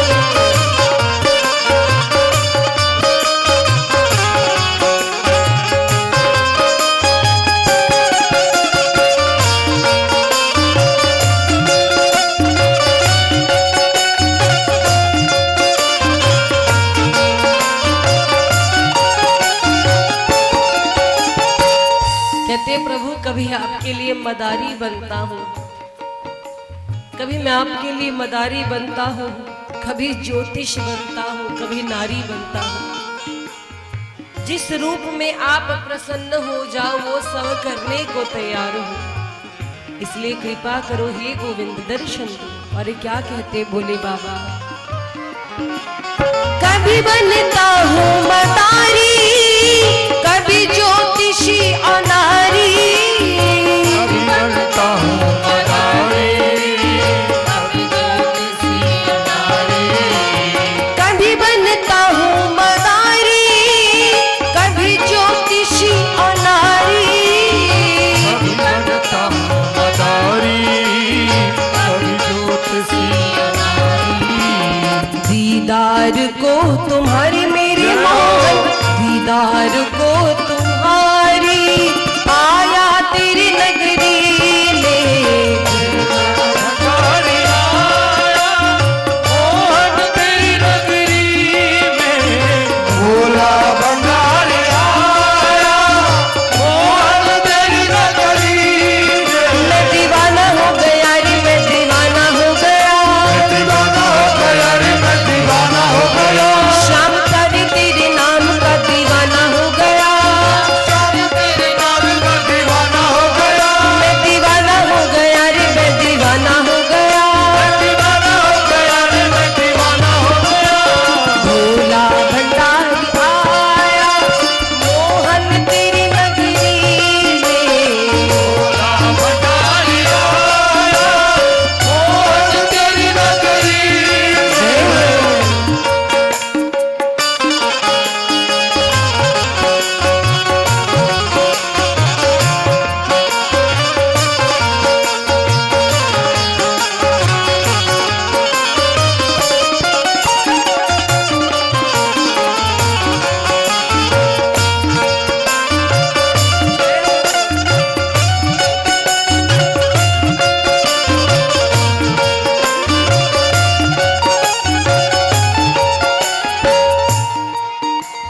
सुंदर सलोना मुखड़ा, चंचल नयन कटारी, सुंदर सलोना मुखड़ा, चंचल नयन कटारी। इस मोहनी मूरत पे जाऊं मैं वारी वारी। इस मोहनी मूरत पे जाऊं बारी बारी। इतनी अर्ज हमारी मेरी मोहन, इतनी अर्ज हमारी आया तेरी नगरी में। भोला भंडारी आया मोहन तेरी नगरी में। भोला भंडारी आया मोहन तेरी नगरी में। भोला भंडारी आया मोहन तेरी नगरी में। मोहन तेरी नगरी में। मोहन तेरी नगरी में। मोहन तेरी नगरी में। मोहन तेरी नगरी में। भोला भंडारी आया मोहन तेरी नगरी में। भगवान भोलेनाथ आए, ठाकुर जी को दया आई कि मेरा भक्त कैलाश से आया है पर मैया मुझे बाहर नहीं निकाल रही। तो ठाकुर जी ने क्या किया, रोने की लीला की। ठाकुर जी ने रोने का नाटक किया। वैसे अभिनय में मेरे ठाकुर जी तो बड़े आगे हैं। यूं मोटे मोटे आंसू गिर रहे हैं। मैया यशोदा सोचती है कि अभी तो इसको दुग्धपान करा के पालने में सुलाया था, ये क्या हो गया इसको। लगता है उसी बाबा ने कुछ किया जो आया था, उसी बाबा ने कोई टोना लगाया है, कुछ तो मंत्र पढ़ा है जो मेरा लाला रोने लगा। यशोदा मैया घबरा गई और एक गोपी को बुलाए, गोपी जरा सुन, जाकर देख बाहर में कोई बाबा बैठा है क्या, उसे बुला ला। कह दे मेरे लाला को नजर लग गई है, आकर के नजर उतारे, उसी ने कुछ किया है। एक गोपी गई भोले बाबा के पास, बाबा आपको यशोदा मैया महल में बुला रही हैं, कहते हैं उनके लाला को नजर लगी है। तो ब्रज भाषा में कहा, क्या कहा उस गोपी ने, चल रे योगी नंद भवन में यशुमती मात बुलावे, वाके लाल को नजर लगी तो पे राई नोन करावे। चलिए लाला की नजर उतार दीजिए। भोलेनाथ कहते हैं जय हो प्रभु जय हो, आपके घर देर है अंधेर नहीं है, इतनी जल्दी सुन ली आपने प्रार्थना। भोले बाबा खुशी खुशी आए। अब भोले बाबा आए, श्री ठाकुर जी देखकर मुस्कुरा रहे। भोले बाबा भी गदगद हो गए। भोले बाबा ने झूठ मूठ मुंह ऐसे चलाया, ठाकुर जी लगे हंसने। बिचारी यशोदा मैया क्या जाने भक्त भगवान के बीच में क्या लीला चल रही है। अब ठाकुर जी खिलखिला करके हंस पड़े, किलकारियां मारने लगे। यशोदा मैया बलैया लेती, हाय मेरा लाला कितना प्यारा है, बाबा तुमने कुछ किया था? बोले बाबा कहते नहीं मैया हमने कुछ नहीं किया था। बोले देखो मेरा लाला कितना खुश हो रहा है आपको देखकर। बोले बाबा मन में कहते हैं प्रभु दर्शन कर लिए, अब हम जाते हैं कैलाश। ठाकुर जी ने मन ही मन कहा बाबा आए थे अपने मन से, पर हम आपको जाने नहीं देंगे, अब तो आप यहीं रहोगे, मेरी जिद है। क्योंकि इंसान कहीं जाता अपने मन से है, पर आता दूसरे के मन से है। बाबा कहते हैं चलने दो प्रभु, मन ही मन बातें हो रही, संकेत में मैया को समझ नहीं रही बोली वाली। ठाकुर जी कहते हैं ना, अब तो बाबा हमें ही आप दर्शन देते रहो, इसी ब्रिज में रहो, ये मेरी कामना है। बोले बाबा कहते चलने दो ना प्रभु, हो गया फिर मिलेंगे। जैसे ही भोले बाबा जाने लगे वैसे ठाकुर जी फिर लगे जोर जोर से रोने। यशोदा मैया कहती बाबा रुक जाओ ना, यहीं रह जाओ ना। हाँ आपको देख करके मेरा लाला कितना खुश होता है, कितना प्रसन्न होता है, यहीं रह जाओ। और यशोदा मैया हाथ जोड़कर भोले बाबा से कहती हैं बाबा रह रे योगी नंद भवन में ब्रिज में बासो कीजिए, रह रे योगी नंद भवन में ब्रिज में बासो कीजिए, और जब जब मेरा लाला रोवे तब तब दर्शन दीजिए। इस प्रकार से भोले बाबा तब से वहीं पर विराजमान हो गई आश्वेश्वर महादेव के रूप में। आज भी ऐसा कहा जाता है आप नंद भवन का दर्शन करिए। नंद भवन के थोड़ी दूर पर भगवान भोलेनाथ का मंदिर है जिसका नाम पड़ा आश्वेश्वर महादेव। मतलब आज भी भोले बाबा भगवान के दर्शनों की प्रतीक्षा में वहां विराजमान है।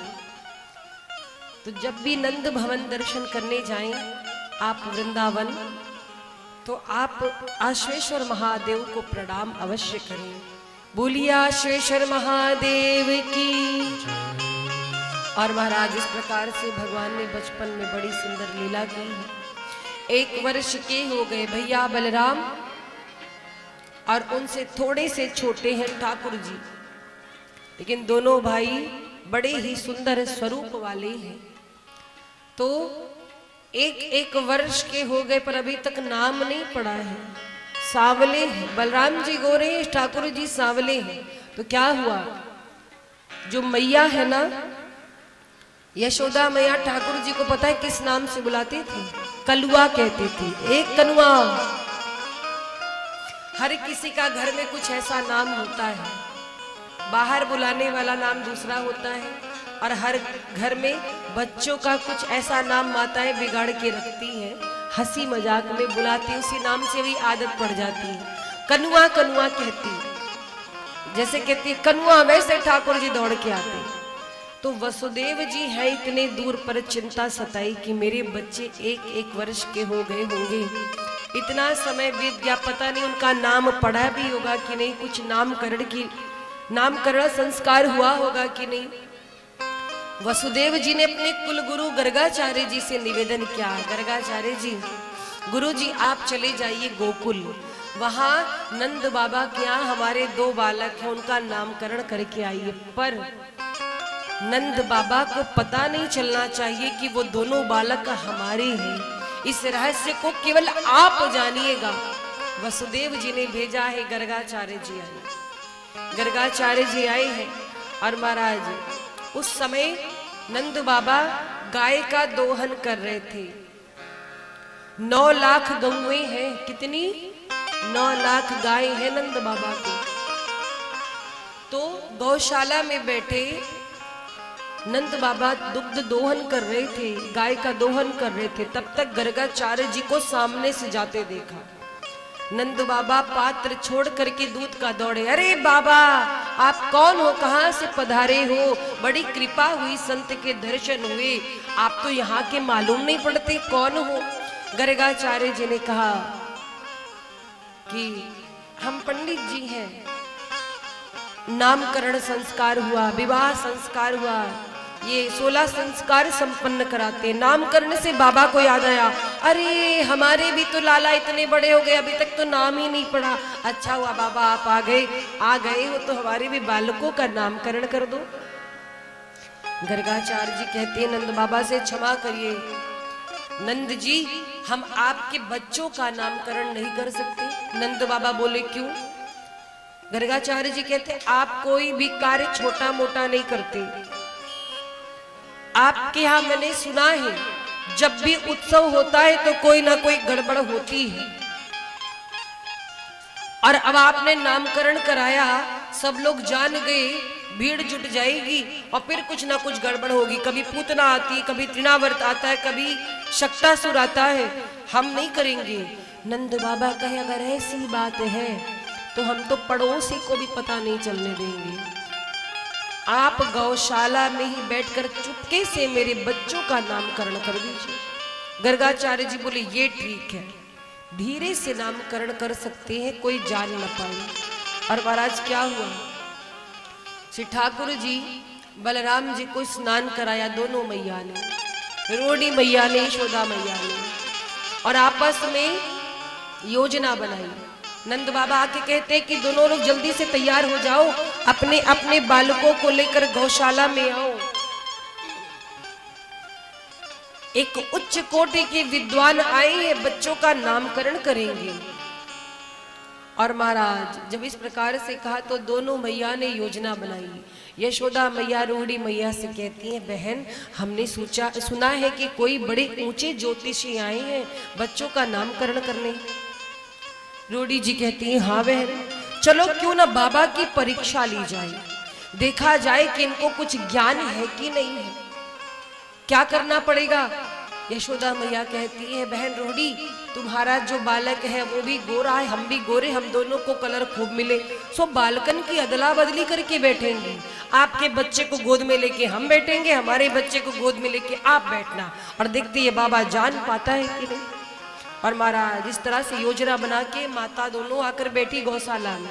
माताओं के अंदर कुछ अलग ही बुद्धि चलती है, परीक्षा बहुत लेती है। तो महाराज क्या क्या गर्गाचार्य जी की परीक्षा लेना चाहती हैं। यशोदा मैया जी की गोद में है बलराम जी, और भगवान कृष्ण है रोहिणी मैया की गोद में। तो जैसे यशोदा मैया और रोहिणी मैया आई है बालकों को लेकर, गर्गाचार्य जी की दृष्टि पहले यशोदा मैया के ऊपर पड़ी, और जब यशोदा मैया के ऊपर पड़ी है गर्गाचार्य जी तो जान गए, तो देख करके नामकरण करते हैं। क्या कहा, यशोदा मैया से बोले कि हे यशोदा जी, आपकी गोद में जो बालक है ना, ये गोरा वाला, ये रोहिणी जी का पुत्र है। यशोदा मैया कही ज्योतिषी तो ऊंचो है, सब जानने वाले हैं। तो क्या कहा गर्गाचार्य जी ने, अयम ही रोहिणी पुत्रो रमयन सुहृदो गुणैः आख्यास्यते रामेति बलाधिक्याद बलम विदुः। गर्गाचार्य जी कहते अयम ही रोहिणी पुत्रस्य, हे रोहिणी जी आपका बेटा यशोदा जी की गोद में बैठा है, और इसके अंदर बल की अधिकता है, बड़ा बलशाली है। तो लोग इसको बलराम कहेंगे, बलभद्र कहेंगे, इसका एक नाम बलराम पड़ेगा। और खुलकर के नहीं बता रही हूं, कहते हैं कभी इसको संकर्षित किया गया है, ये संकर्षण के द्वारा उत्पन्न हुआ है, इसके लिए इसका नाम संकर्षण रखा जाएगा। संकर्षित मतलब एक गर्भ से खींच करके दूसरे गर्भ में लाया गया है, इसीलिए इसका नाम संकर्षण पड़ेगा। और महाराज इस प्रकार से बलराम जी का नामकरण किया है। बोलिए बलराम जी महाराज की। अब यशोदा मैया रोहिणी जी को देख करके मुस्कुराती हैं, वास्तव में बड़े ऊंचे विद्वान हैं। तब तक रोहिणी जी के गोद में बैठे श्री ठाकुर जी पर दृष्टि पड़ी गर्गाचार्य जी की। और जैसे रोहिणी मैया के गोद पर दृष्टि पड़ी तो क्या देखा? श्री ठाकुर जी का सुंदर सलोना स्वरूप। गर्गाचार्य जी ने देखा, समाधि लग गई, क्योंकि ब्रह्म के दर्शन हो रहे, त्राटक समाधि लग गई। गर्गाचार्य जी का मुंह खुला का खुला रह गया, आंखें खुली की खुली रह गई, क्योंकि उस समय वो समाधि में चले गए। ब्रह्म के परमात्मा के दर्शन हो रहे हैं। अब गर्गाचार्य जी कुछ बोल नहीं रहे हैं। दोनों मैया सोचती क्या हो गया, अच्छा खासा तो बाबा घर में आए थे। अब आप जरा विचार करो, कोई आपके सामने 10, 15, 20 मिनट ना हिले, ना डोले, ना बोले, आंख खुली की खुली हो, मुंह खुला का खुला, आप क्या सोचोगे? यही तो सोचोगे चले गए। यही बात यशोदा मैया ने सोचा। कहती है बाबा तो कुछ बोल नहीं रहे, इनका तो मुंह खुला है, लगता है पधार गए। रोहिणी मैया कहती है नंद बाबा से, अच्छा बाबा ले आए। अरे बाबा जी को मरना ही था, पधारना था तो घर के बाहर जाके पधारते, आज के शुभ समय पे ही बाबा को पधारना था।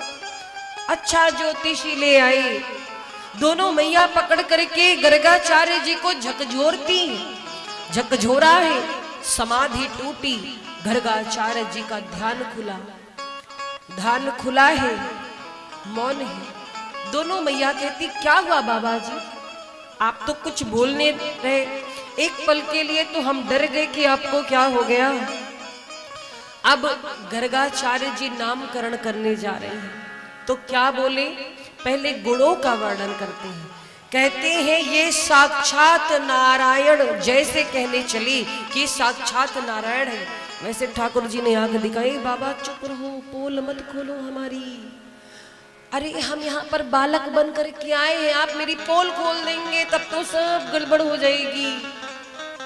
मैया हमको गोद में लाड लडाती है, माखन खिलाती, पलना झुलाती। जो आपने कह दिया कि हम भगवान हैं, तो भगवान की सेवा कैसे होती है? अलमारी में भगवान को बंद कर देंगे, 2 अगरबत्ती सुबह, 2 अगरबत्ती शाम को। अब कुछ मैया तो भोग लगाती है गुड़ का, बर्फी का, सो ठाकुर जी के नाक पे ऐसे चिपका देती है। बोलो करते हो कि नहीं?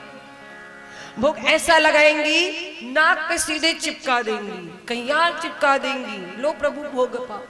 ठाकुर जी कहते हैं गर्गाचार्य जी से, गुरुदेव बोल मत खुलवाओ।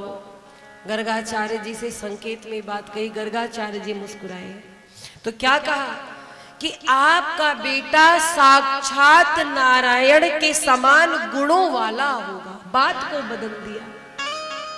यशोदा मैया गदगद हो गई। अरे क्या कहा कि यशोदा जी, ये जो रोहिणी मैया के गोद में बालक है वो रोहिणी जी का नहीं है, वो आपका है। बहुत नाम होंगे इसके, ये गौओं को प्रेम करने वाला होगा। और क्या कहते हैं, बहूनि संति नामानि रूपाणी च सुतश्यते गुणकर्मानुरूपाणी तान्यहं वेदनो जनाः। कहते आपके बेटे का बहुत स्वरूप होगा, एक रूप नहीं होगा, बहुत रूप होगा, और रूप के अनुसार इसके बहुत सारे नाम पड़ेंगे। और एक राज की बात बताऊं, यशोदा मैया बोली क्या? बोले बहुत विवाह भी होगा इसका। यशोदा मैया कहती है अरे गुरुजी हमको तो अभी से टेंशन हो गई। गर्गाचार्य जी मुस्कुराए, कहते हैं कोई इसे गोपाल कहेगा, कोई इसे माधव कहेगा, कोई गोविंद कहेगा, कोई मधुसूदन कहेगा, कोई वासुदेव कहेगा। यशोदा मैया कहती वासुदेव क्यों? तो क्या कहा, गर्गाचार्य जी ने बात घुमाई। कहते हैं कि ये इस जन्म में आपका बालक है, किसी जन्म में ये वसुदेव जी के यहाँ भी जन्मा है, किसी जन्म में। तो महाराज यशोदा मैया कहती उच्च कोटि के विद्वान है, भूत वर्तमान भविष्य की भी जानते हैं। अरे इनको तो भूतकाल की भी बात पता है, और इसीलिए वासुदेव नाम होगा। और क्या कहा कि इनका नाम कृष्ण होगा। सांवले वर्ण के हैं, कृष्ण स्वरूप है। कृष्ण का अर्थ है आकर्षित करने वाला। बोले आपका बेटा सबके मन में आकर्षण उत्पन्न करेगा, इसलिए इसका एक नाम कृष्ण होगा। और महाराज इस प्रकार से श्री ठाकुर जी का नामकरण हुआ है। बोली कृष्ण भगवान की। आप जानते हैं, एक बात जान लीजिए, हर किसी को हाथ नहीं दिखाना चाहिए। हमसे बहुत से लोग पूछते, देवी जी आप हाथ देखती हैं? हमने कहा नहीं, ये अलग विषय है। शास्त्रों का अध्ययन करना अलग विषय है, ज्योतिष अलग विषय है।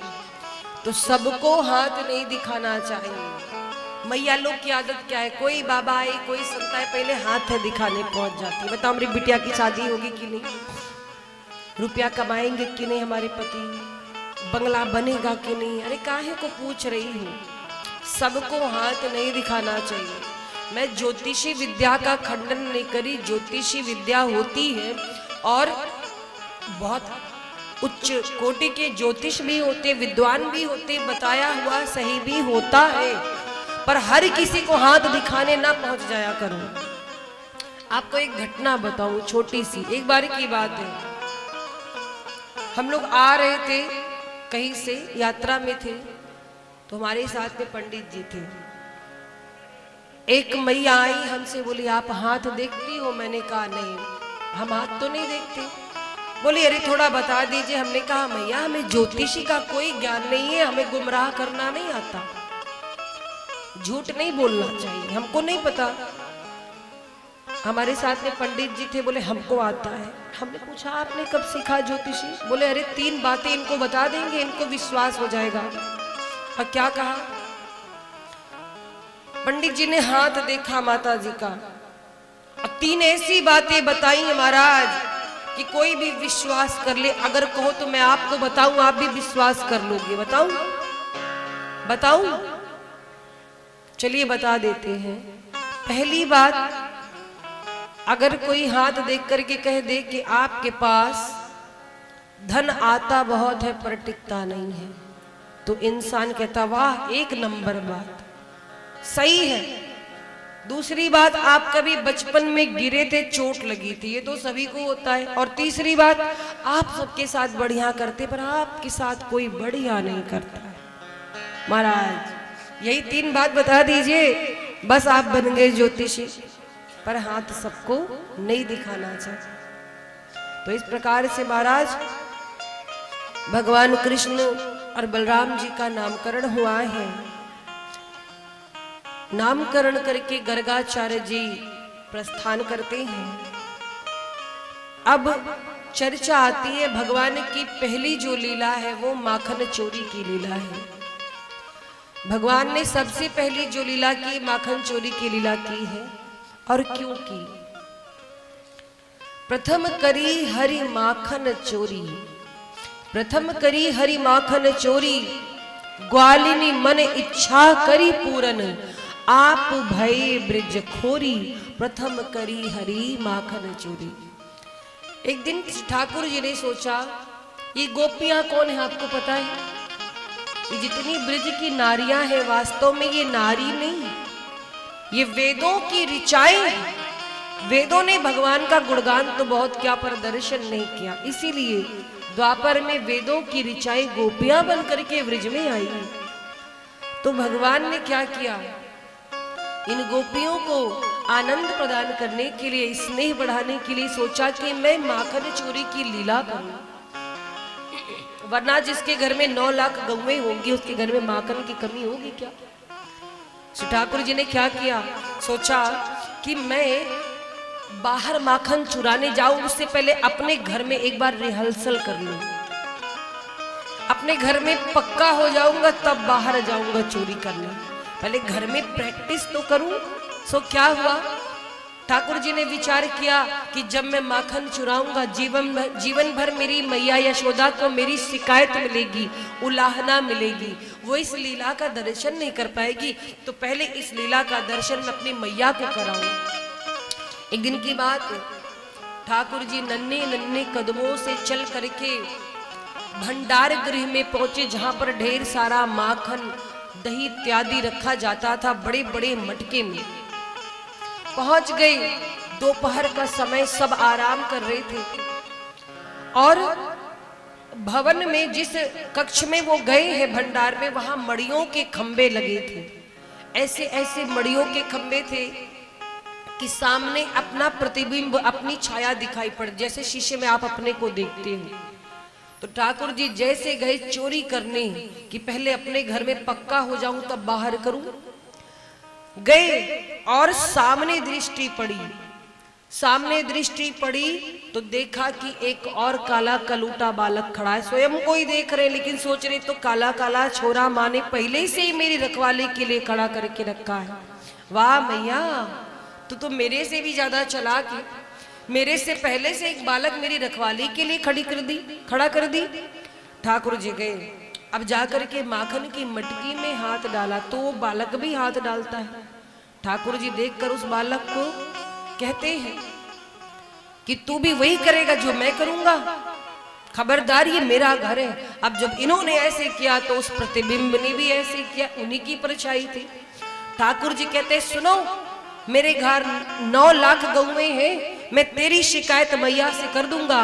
जब ठाकुर जी ने ऐसे किया तो उसने भी ऐसे किया। कृष्ण जी क्या करते हैं, उन्हें लगा ये कोई दूसरा बालक है, उससे बातें क्या कर रहे सुनिए।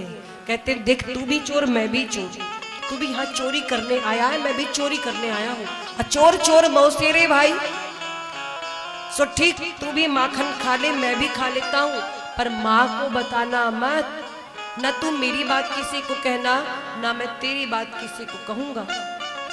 अब ये सारी लीला यशोदा मैया पीछे से देख रही थी। यशोदा मैया जैसे आ गई, ठाकुर जी ने हाथ छिपा लिया। माँ पूछती है लल्ला तू यहाँ के लिए इस कक्ष में क्या कर रहा है? तो बहाने सुनिए सरकार के। कहते मैया आजकल ना बहुत चोर घूमने लगे हैं ब्रिजमंडल में। माँ बोलती अच्छा यहाँ कौन सा खजाना रखा है? बोले माँ तुम इतनी मेहनत करके माखन निकालती हो, आजकल माखन की चोरी होने लगी है और इसी रखवाली के लिए मैं ऊपर आया था, लेकिन माँ मैंने देखा एक चोर खड़ा है सामने काला कलोटा। यशोदा मैया हंसने लगी, कहती कहाँ है चोर दिखा, देख मैया सामने खड़ा है।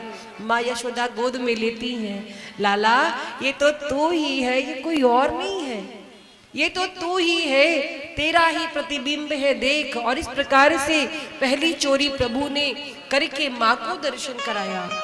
यशोदा जी गोद में लेकर ठाकुर जी का मुख चूमती हैं और जाकर पूरे ब्रज में बताया मेरे लाला ने आज ऐसा किया, मेरे लाला ने आज ऐसा किया। तो महाराज इस प्रकार से यशोदा मैया ने भगवान की माखन चोरी लीला का प्रथम दर्शन किया। भगवान ने सोचा चलो अब यहाँ पर तो प्रैक्टिस हो गई, बाहर चलते हैं। अपने 4-5 दोस्तों को बुलाया, मित्रों को। और अचरज की बात, ठाकुर जी एक से और दोस्त इनके बड़े बड़े, सब बड़े बड़े उम्र के, मधु मंगल श्री दामा इनके चाचा की उम्र के तो इनके मित्र, खुद तो छोटे से। सबको बुलाया, चलो सब लोग एकत्र हो। सब एकत्र हुए, क्या कहा कि सुनो हम एक योजना बनाते हैं। कौन सी योजना? ठाकुर जी कहते वैसे तो मेरे घर में माखन की कमी नहीं, मेरे बाबा के 9 लाख गैया है, लेकिन देखो श्रीदामा मधुमंगल तुम लोग तो खाने को ही नहीं पाते हो, दुबले पतले हो, तो लाला ऐसे में क्या करे? बोले चोरी करेंगे। नाना तू हमको चोरी सिखाएगा? तो ठाकुर जी बोले कोई रुपया पैसा चुराने को थोड़ी कह रहे हैं, माखन ही तो चुराना है। मंडली बनाई गई चोरी की और महाराज मंडली तैयार भई। ठाकुर जी कहते मैं आगे जाऊंगा, मैं योजना बनाऊंगा, इशारा करूंगा, तुम लोग को टूट पड़ना है। अब तो चोर मंडली तैयार हुई, चोरी आरंभ हुई। एक दिन की बात है, एक गोपी के घर में गए, माखन चोरी किया, माखन चोरी किया सो किया, मटके भी फोड़ डाले और मटके फोड़ करके बंदरों को इशारा किया, बंदर भी आ गए और बंदर भी बचा कुचा माखन खा गए। दूसरे दिन वो गोपी बड़ी नाराज हुई। गोपी कहती है कि लाला तुझे माखन खाना है तो आकर के मांग लिया कर, मैं तुझे ऐसे ही दे दूंगी, चोरी काहे को करता, मटका भी फोड़ता है। ठाकुर जी बोले भिखमंगा समझिए मेरे को, मैं भीख मांगता हूँ, मेरे घर 9 लाख गौएं हैं, मैं किसी से मांग कर नहीं खाता। बड़ी आई। ऐसे बोलकर ठाकुर जी चले गए। वो गोपी हंसने लगी। ठाकुर जी की चोरियां इतनी बढ़ती गई कि एक दिन सारी गोपियां पहुंच गई नंद भवन के बाहर शिकायत करने। अच्छा देखो मेरे ठाकुर जी चुराते क्या क्या है। माखन चोरी तो एक लीला है, वास्तव में जिसके पास जो होता है वही चुराते हैं। क्या क्या चोरी करते हैं? चीर चोर नेह नैन नीर चोर, चोर पुनि पीर को अधीर दुखियान के, चित्त चोर वित्त चोर नवल नव नित्य चोर, चोर शाम नीति प्रीति रीति कुल काम के, यशोदा की डोर चोर, तोर मोर वृत्ति चोर। हमारी बुराइयों को भी भगवान चुराते हैं। तो यशोदा की डोर चोर, तोर मोर वृत्ति चोर, चोर बरजोर दीन दासन गुमान के, और दम्बिन को दम्ब चोर, पापिन को पाप चोर। बुराइयों को भी ठाकुर जी ग्रहण कर लेते हैं, हमारी स्वीकारते हैं और उसके बदले हमें पुण्य प्रदान करते हैं। तो दम्बिन को दम्ब चोर, पापिन को पाप चोर, चोर बरजोर श्याम सकल जहान के। जिसके पास जो होता है वही चुराते हैं। जिसके मन में कपट है कपट को चुराते हैं श्री ठाकुर जी। पर शरण में आना पड़ता है। तो सारी नारियां पहुंच गई। अब ये घर में घुसे जाकर के बिस्तर के नीचे छिप गई।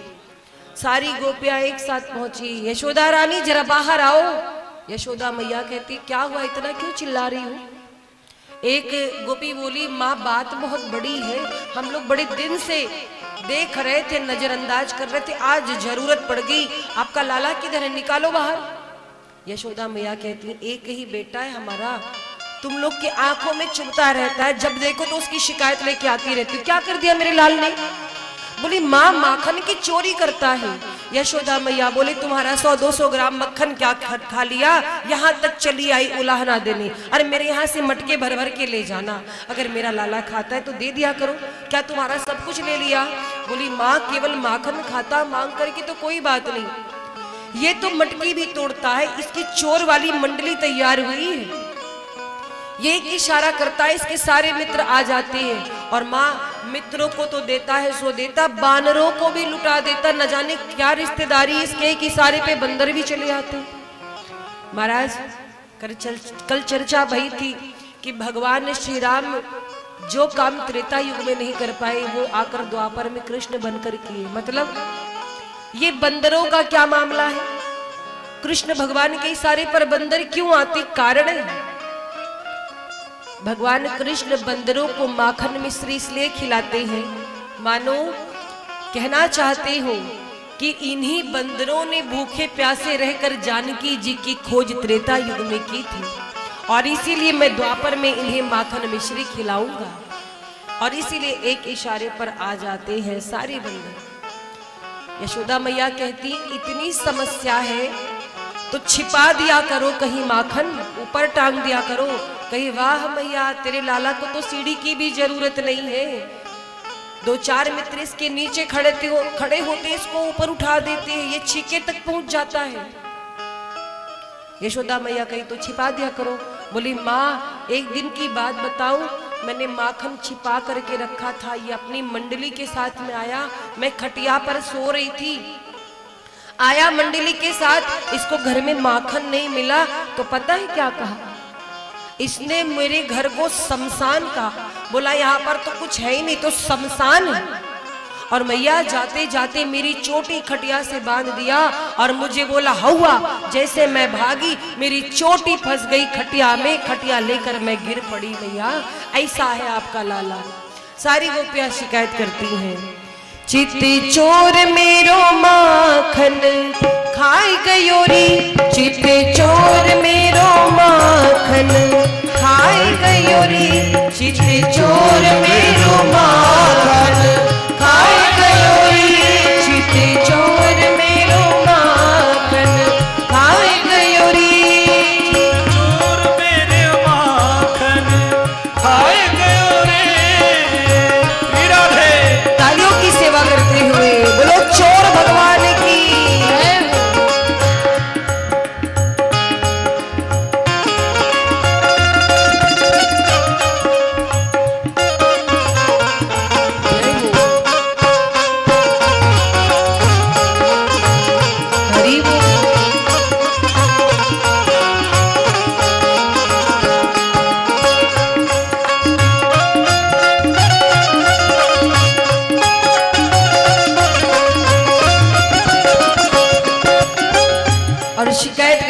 क्या कहती हैं?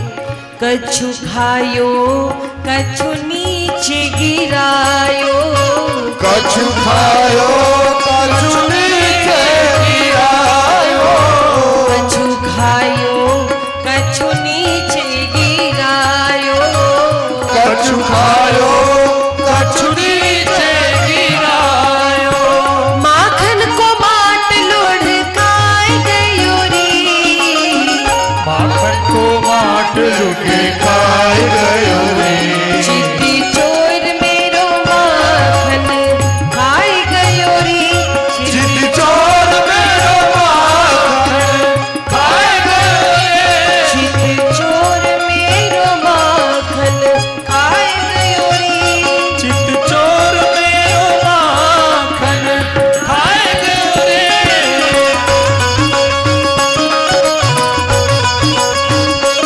श्री राधे।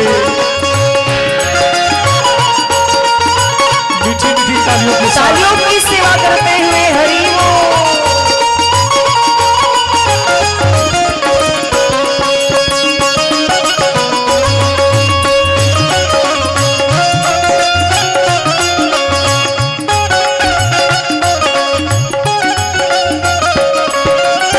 खुद खायो ग्वालन को लुटायो, खुद खायो ग्वालन को लुटायो, खुद खायो ग्वालन को लुटायो, खुद खायो ग्वालन को लुटायो, कछु बानरन में लुटाए गयो रे, कछु बानरन में लुटाए गयो रे, चित चोर मेरो माखन खाए गयो रे, चित चोर मेरो माखन खाए गयो रे, चित चोर मेरो माखन खाए गयो रे। चित चोर मेरो माखन खाए गयो रे। जय हो। मीठी मीठी तालियों का सेवा करते हुए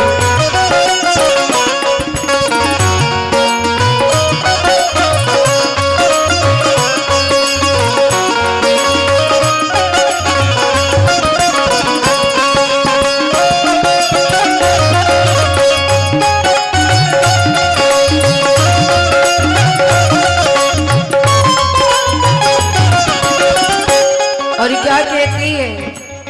सोती अकेली जान के मोहे, सोती अकेली जान के मोहे, सोती अकेली जान के मोहे, सोती अकेली जान के मोहे, खटिया में छुट्टियां बधाई गयो रे, खटिया में छुट्टियां बनाए गयो रे, चित चोर मेरो माखन खाए गयो रे, चित चोर मेरो माखन खाए गयो रे, चित चोर मेरो माखन खाए गयो रे, चित चोर मेरो माखन खाए गयो रे, चित चोर मेरो माखन खाए गयो रे, चित चोर मेरो माखन खाए गयो रे,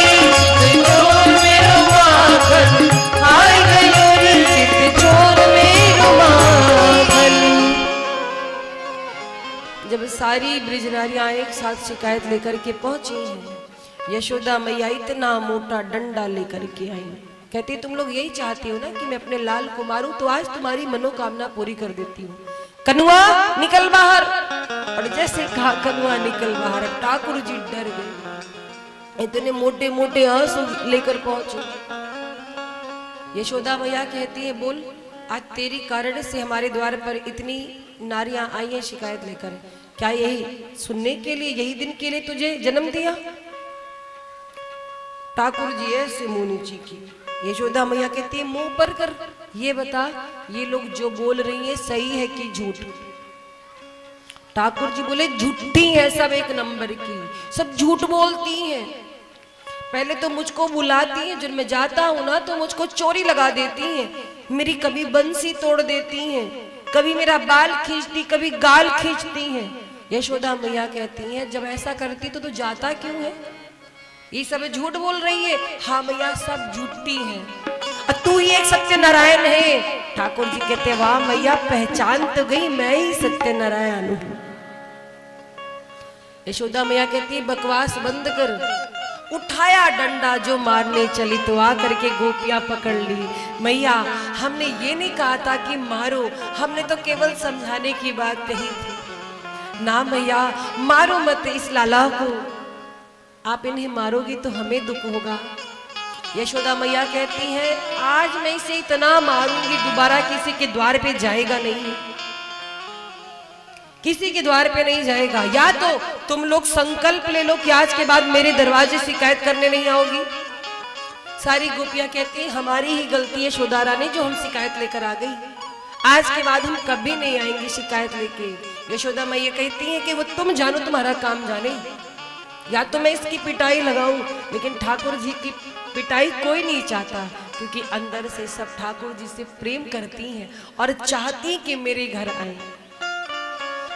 भगवान श्याम सुंदर एक दिन बैठे थे, है तो छोटे, बातें बहुत बड़ी बड़ी करते हैं, बातें बहुत बड़ी बड़ी करते हैं तो, और गाय की सेवा भी बहुत करते हैं, इसीलिए तो इनका नाम गोपाल पड़ा, गौ का पालन करने वाले।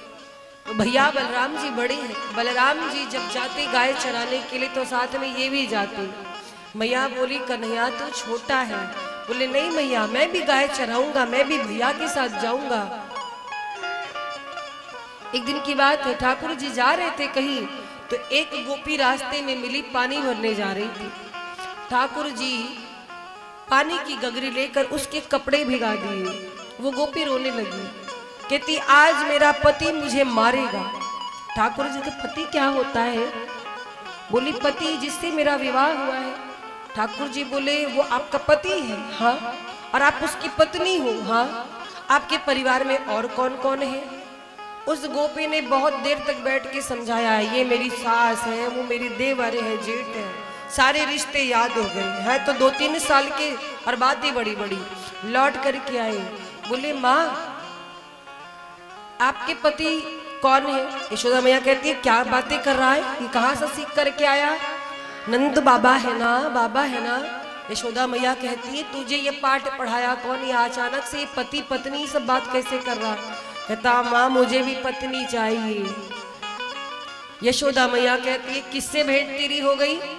हाँ कहीं कोई बयार हवा तो नहीं लग गई मेरे लाल को नजर उतारने लगी?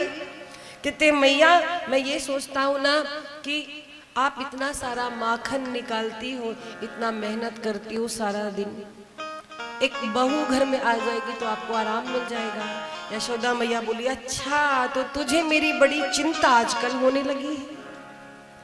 कहते हैं कि माँ मैंने एक पसंद भी कर ली है।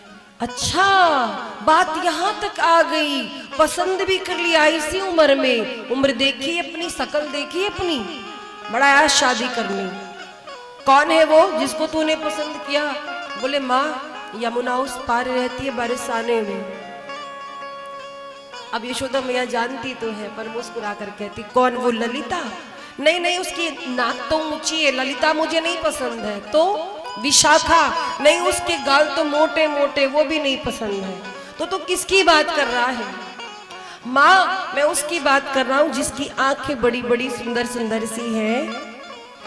अब यशोदा मैया जानबूझ करके मुस्कुराती है, कहती है मुझे नाम बता तू किसकी बात कर रहा है? तो ठाकुर जी कहते हैं माँ उसका नाम राधा है, राधा से मुझे प्रेम हो गया। यशोदा मैया कहती प्रेम का पहला अक्षर भी जानता है? हाँ बड़ा आया प्रेम करने वाला, चुपचाप बैठ जा। राधा तो मुझे बिल्कुल पसंद नहीं है। यशोदा मैया चिढ़ाती है, कहती है वो तो मुझे बिल्कुल अच्छी नहीं लगती। तो ठाकुर जी कहते अगर राधा को मेरे घर में नहीं लाओगी तो मैं आपकी गैया नहीं चराऊंगा। और महाराज धमकी दे रहे हैं अपनी माँ को, क्या कहते हैं? कहते गाय नहीं चराऊंगा। यशोदा मैया से कहते राधिका गोरी से मेरा विवाह करा दो मैया। राधिका गोरी से बिरज की छोरी से मैया करा दे मेरो ब्याह, राधिका गोरी से बिरज की छोरी से मैया करा दो मेरो ब्याह। अरे रे क्या सोची है माँ मेरी, अरे रे क्या सोची है माँ मेरी, उम्र तेरी छोटी है, नजर तेरी खोटी है, कैसे करा दो तेरो ब्याह।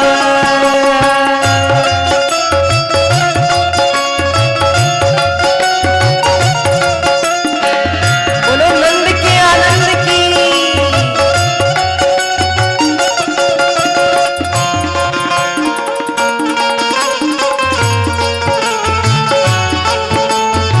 जय हो।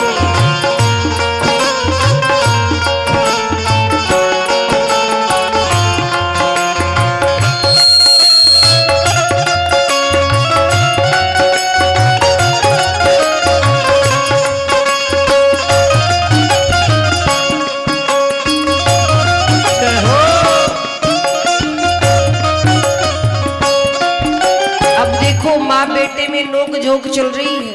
छोटे से ठाकुर जी अपनी मैया को धमकी दे रहे हैं। क्या धमकी देते हैं? कहते हैं जो नहीं ब्याह करावे तेरी कैया नाई चराओ। जो नहीं ब्याह करा आकर के तालियों की सेवा करते हैं। बोलो राधे रानी सरकार की जय हो।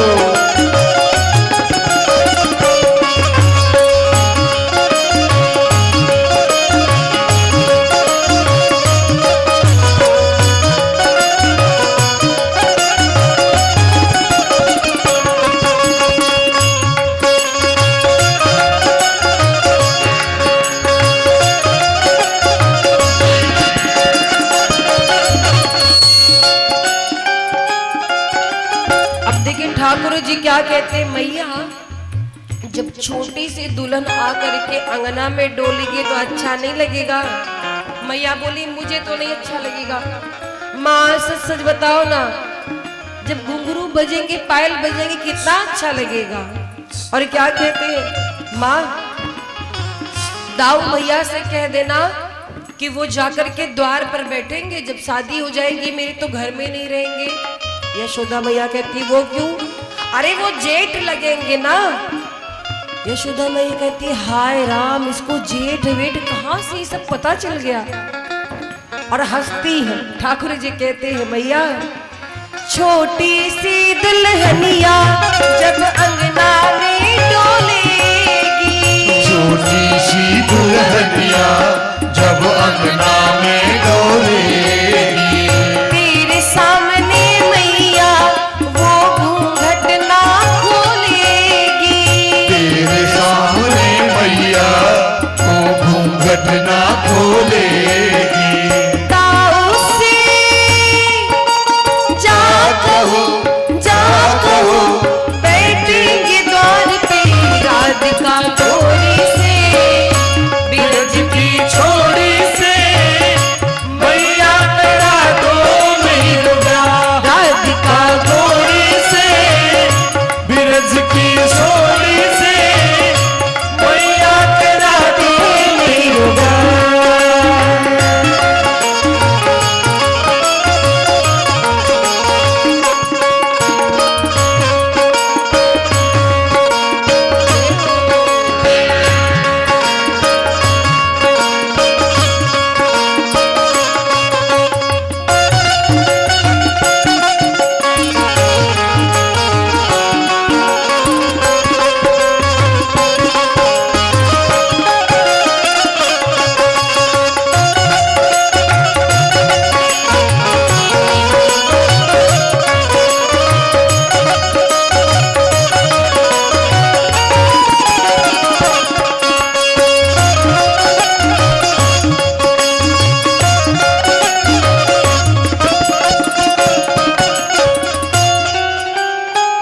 कहते माँ मेरी राधिका बहुत अच्छी है।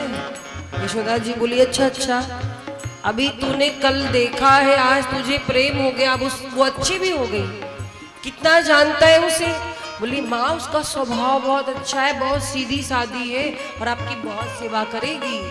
क्या कहते हैं, चंदन की चौकी पे मेरी मैया तुझे बिठाऊं, चंदन की चौकी पे मैया तुझको बैठाओ, अपनी राधिका से मैं माँ चरण तेरे दबवाऊं, अपनी राधिका से मैं चरण तेरे दबवाओ। ठाकुर जी कहते हैं माँ राधा आपकी सेवा भी करेगी। यशोदा मैया कहती सबकी बहुएं सेवा करके तार दी, बस राधा आएगी वो भी बड़ी सेवा करेगी, मालूम है मेरे को, बड़ी बड़ी बातें न कर। तो ठाकुर जी कहते हैं कि चंदन की चौकी पर मैया तुझको बिठाऊं, अपनी राधिका से मैं चरण तेरे दबवाऊं। और कहते 56 प्रकार के भोजन राधा बना के खिलाएगी आपको। यशोदा मैया कहती वो तो वक्त बताएगा। और क्या कहते हैं, भोजन में बनवाऊंगा वाऊंगा 56 प्रकार के राधिका गोरी से बिरज की छोरी से मैया करा दो मेरो प्यार राधिका गोरी से बिरज की छोरी से मैया करा दो मेरो प्यार, मैया करा दे मेरो प्यार, मैया करा दे मेरो प्यार, मैया करा दे मेरो और इस प्रकार से श्री ठाकुर जी में माँ यशोदा में नोक झोंक होती रहती है।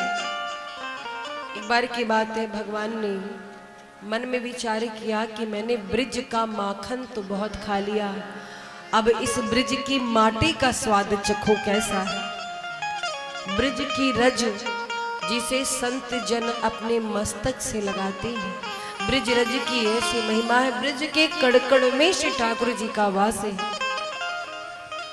तो श्री ठाकुर जी ने सोचा कि माखन का तो स्वाद पा लिया, अब मैं ब्रिज रज का स्वाद पाना चाहता हूँ। तो मृदा भक्षण यानी मिट्टी खाने के लीला की। एक बार की बात है, भैया बलराम जी श्री ठाकुर जी और उनके मित्र खेल रहे थे।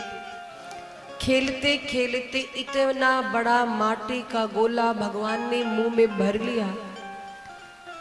एक गोप बालक ने देखा, बोलता है लाला मैं तेरी शिकायत करूंगा मैया से, पक्का आज तू माटी खाता है। ठाकुर जी ने वो माटी का गोला यहीं पर दबा लिया। वो बालक आया, माँ जरा बाहर आओ देखो। ठाकुर जी की शिकायत लेकर पहुंचा यशोदा मैया के पास। यशोदा मैया कुछ कार्य कर रही थी, आवश्यक कार्य को छोड़ करके आई। अच्छा एक बात और है, जब माताएं कोई जरूरी कार्य करती रहती हैं और उस समय कोई बच्चे की शिकायत करे तो दोगुना पीटती हैं। ये काम छोड़ करके हमको आना पड़ा, तुम्हें बताते हैं। सो यशोदा मैया भी कोई आवश्यक कार्य कर रही थी, छोड़ करके आई। काई चिल्ला रहा है, क्या बात हो गई? बोले माँ आपको नहीं पता है लाला ने माटी खाई। ठाकुर जी मुंह में गोला भरे माटी। मैया कहती क्यों लाला तेने माटी खाई? तो ये सब झूठ बोल रहे हैं। वो बालक कहता मैया चाहो तो बलराम भैया से पूछ लो, बलदाऊ भैया वही थे। बलराम जी को बुलाया गया। बलराम जी जैसे आए, यशोदा मैया कहती है क्यों बलदाऊ, कनुआ ने माटी खाई है? तू सच सच बता। जैसे बलराम जी बोलने चले वैसे ठाकुर जी ने इशारा किया, मन ही मन बात हो रही है, करो मेरी शिकायत। अगर आपने बताया कि मैंने माटी खाई तो हम भी बताएंगे भैया बलराम इतना बड़ा बड़ा भांग का गोला खाते हैं, हम भी आपकी चुगली करेंगे। आज अच्छा मौका है, बताओ। सो बलराम जी डर गए। बलराम जी कहते मैया खाई होगी पर मैंने तो अपने आंखों से ना देखी, मैंने नहीं देखा। यशोदा मैया कहती है कन्हैया मुंह खोल। अब ये मुंह नहीं खोल रहे, पकड़ लेती मुंह, खोल मुंह। माटी खाता है, खाने के लिए माखन दही दूध की कमी हो गई थी, जब हम माटी भी खाने लगा है, क्या क्या तू खाएगा? अरे महाराज माँ जब पूछती है तूने माटी खाई है तो ठाकुर जी कहते हैं नहीं भैया मैंने माटी नहीं खाई है, झूठ बोल रहे हैं। एक तो गलती भी करते हैं, ऊपर से झूठ भी बोलते हैं। कहते हैं ना हम भजितवानंब सर्वे मिथ्याभिशंसिनः यदि सत्य गिरस्तर ही समक्षम पश्चिमे मुखम। माँ ये सब झूठ बोलते हैं, आपको यकीन ना हो तो आप खुद अपनी आंखों से मेरे मुख में चेक कर लो, देख लो। और महाराज जैसे यशोदा मैया ने जबरदस्ती मुंह खुलवाया तो क्या देखा है, यशोदा मैया देख करके भयभीत हो गई। जो नजारा देखा है, आज ठाकुर जी के मुंह में क्या क्या दिख रहा है। भगवान के मुख में चर अचर संपूर्ण जगत विद्यमान है। आकाश, पाताल, पृथ्वी, सूर्य, नक्षत्र, ग्रह, तारे सब दिखाई दे रहे, समुद्र, बड़े बड़े पर्वत, यहाँ तक कि 84 कोस का ब्रजमंडल भी, उसमें भी नंद भवन दिख रहा है। यशोदा मैया खुद को भी देख रही है। महाराज भगवान की इस माधुर्य लीला में ऐश्वर्य लीला का प्रवेश हो गया। भगवान ने यहाँ पर अपना ऐश्वर्य दिखाया है माँ यशोदा को। यशोदा मैया आंख मीचती फिर देखती है, अरे ये मैं क्या देख रही हूँ, ये सब कैसे हो सकता है। इतने से छोटे मुख में इतने बड़े बड़े पर्वत, इतने बड़े आकाश, बादल। यशोदा मैया को थोड़ी मूर्छा सी आई, माथे पर पसीना आ गया। ठाकुर जी ने मुख बंद किया। यशोदा मैया फिर से जागी, देखती है, कहती है कन्हैया आज तेरे मुख में ये सब मैं क्या देख रही हूँ। ठाकुर जी ने ऐश्वर्य को छिपाने का प्रयास किया। कहते मैया बुढ़ापे में यही बात है, आंखें चौधिया जाती है, बुढ़ापे में नजर काम नहीं करती, चश्मा बनवा लो। बुढ़ापे में आपकी आंख काम नहीं कर रही, क्या दिख रहा है, ये देखो मेरा मुंह और तो कुछ नहीं है। और ताली बजाकर आनंद लेते हैं। माँ यशोदा कहती है मुझे भी लग रहा है लाला, मेरी आंखों में कुछ धुंधला सा नजर आ रहा है, मेरी भी आंखें खराब हो रही हैं, लगता बुढ़ापे में आंखें ऐसी खराब होती है। तो महाराज मृदा भक्षण की लीला करके भगवान ने ब्रज की माटी को अपने मुख में धारण किया है। ब्रज रज ही प्राणों से प्यारी रह लगे, ब्रज मंडल में ही समाये रहो। अरे बाके बिहारी यही बिनती, सदा अपने चरणों में लगाए रहो। ब्रजमंडल की ऐसी महिमा है, दूर दूर से भक्त आते हैं दर्शन करने, तो ब्रज की रज में लौटते हैं।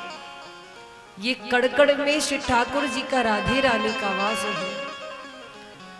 ब्रज रज की ऐसी महिमा है महाराज। बड़े बड़े संत यमुना जी में स्नान करते हैं, ब्रज रज में लौटते हैं, तब जाकर के बिहारी जी की कृपा प्राप्त करते हैं।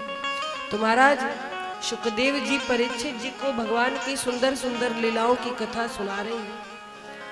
एक दिन की बात है, ठाकुर जी बैठे हुए थे, माँ से कहते हैं कि माँ ये बताओ आपको दूध प्यारा है कि पूत प्यारा है। यशोदा मैया कहती कैसी बातें कर रहे हो, मुझे तो अपना बेटा प्यारा है। उस समय यशोदा रानी ने चूल्हे पर एक बर्तन में दूध उबलने के लिए रख दिया था। ठाकुर जी कहते आपको दूध से प्रेम है कि अपने पुत्र से। माँ यशोदा कहती है बेटा तुझसे प्रेम है। ठाकुर जी मन में सोचे अभी पता चल जाएगा।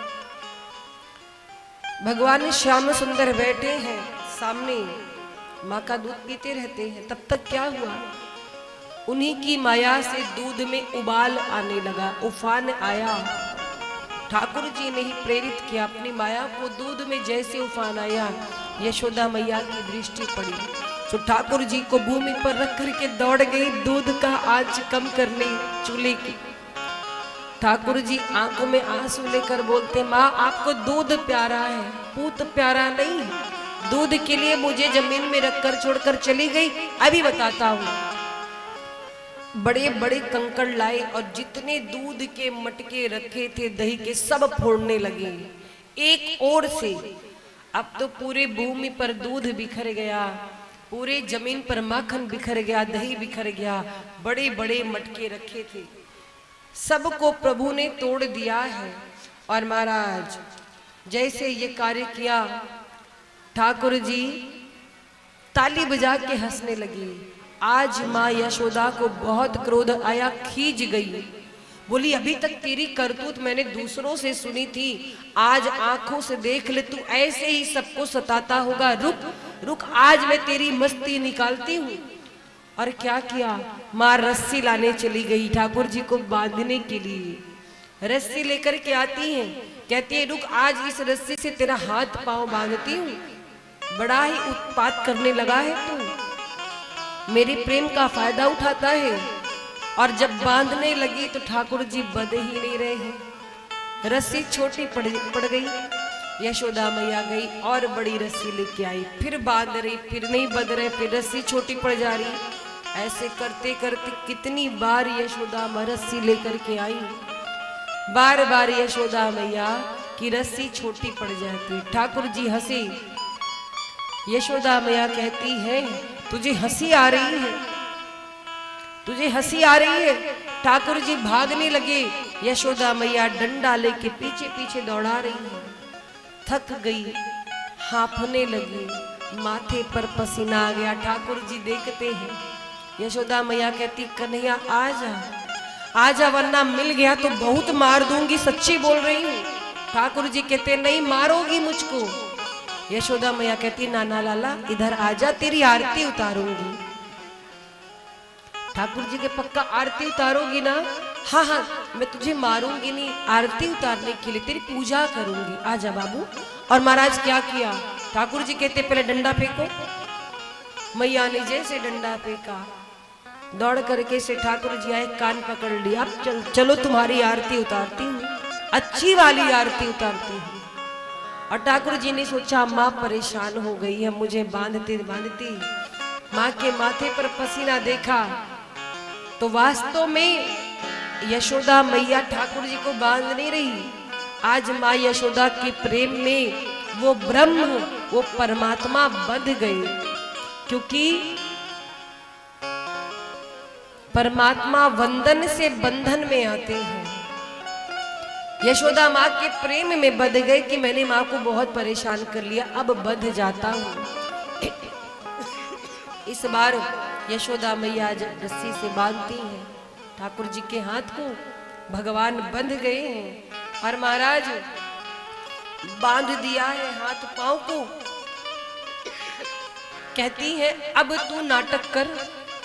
एक बड़ी सी ओखली थी, उसी से बांध दिया, और वो ओखली बहुत बड़ी, ठाकुर जी छोटे से। उस ओखली में बांध करके माँ यशोदा अपना कार्य करने लगी।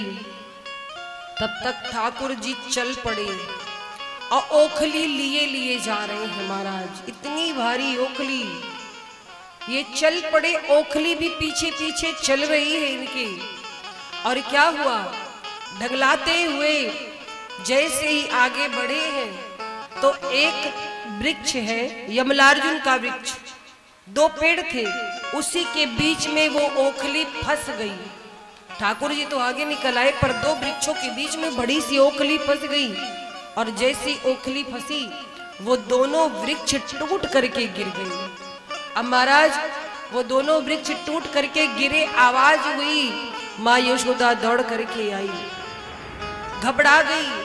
और महाराज ये जो दोनों वृक्ष गिरे, इस वृक्ष के गिरते उसमें से दो दिव्य पुरुष उत्पन्न हुए, प्रकट हुए, जिसका नाम था मणि ग्रीव और नलकुबर। दोनों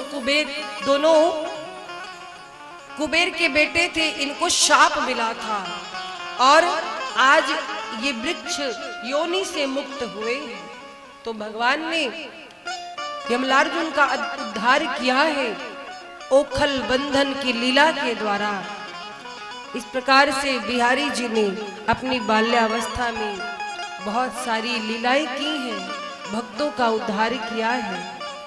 और महाराज श्री ठाकुर जी को गाय बहुत प्रिय है, इसीलिए इनका नाम गोविंद है, गोपाल है। जिन घरों में गाय का वास होता है, गाय बधी होती, वहां पर साक्षात परमात्मा की कृपा होती है। गाय की सेवा करने से मेरे गोपाल प्रसन्न होते हैं। और एक बात जान लीजिए, अग्नि पुराण में वर्णित है कि गाय जिस घर में होती है उस घर में मंगल होता है। क्योंकि गाय और तुलसी ये दोनों ऐसे कि घर पे कोई विपत्ति आने वाली होती ये अपने ऊपर ले लेते हैं। गाय में 33 कोटि देवी देवताओं का वास है। आप भोजन बनाओ, पहली रोटी गाय को जरूर दो, गौग्रास दो, इससे घर में उन्नति होती है, पितर प्रसन्न होते हैं, देव प्रसन्न होते हैं। गाय के गोबर से ज्यादा पवित्र कुछ नहीं है महाराज। आज भी बहुत से घरों में आंगन इत्यादि की लिपाई गाय के गोबर से होती है। कोई शुभ कार्य होता है तो गाय के गोबर से वो भूमि लीपी जाती है और तभी भूमि पूजा के योग्य होती है, पवित्र होती है। गाय के दूध का सेवन करने से बीमारियां नजदीक नहीं आती हैं। आजकल तो मार्केट में मिलावटी दूध मिलने लगा है, क्योंकि हर किसी के पास गाय नहीं होती। तो महाराज गाय की सेवा करें। बहुत से जगह देखते हैं गायों का इतना अपमान हो रहा है। एक बात जान लीजिए, जब तक गाय धरती पर है समझो भगवान धरती पर है। ये गाय भगवान का स्वरूप है, इसीलिए गाय की सेवा करनी चाहिए। गाय को कभी सताना नहीं चाहिए। गाय आने वाली विपत्तियों को अपने सर पर ले लेती है, इसलिए गाय की पूजा करें, गाय को सताएं, गाय को सताएं ना, और जो सताने वाले उनका विरोध करें। एक बार की बात है, कुछ गोप आए नंद बाबा के द्वार पर और लगे रोने। क्यों? कहते हैं कि बाबा हमारी गाय जो है वो यमुना जी का जल पी करके मूर्छित हो जा रही है, मर जा रही है। नंद बाबा कांप गए कि गायों के साथ इतना बड़ा अत्याचार कैसे हो सकता है, क्योंकि यमुना जी के जल में कालिया नाग आ गया था अपने परिवार के साथ, और कालिया नाग ने जल को दूषित कर रखा था। तो जब सारे गोप आकर के रोने लगे कि जो भी गाय इस जल को पीती है वो गाय समाप्त हो जा रही है, भगवान की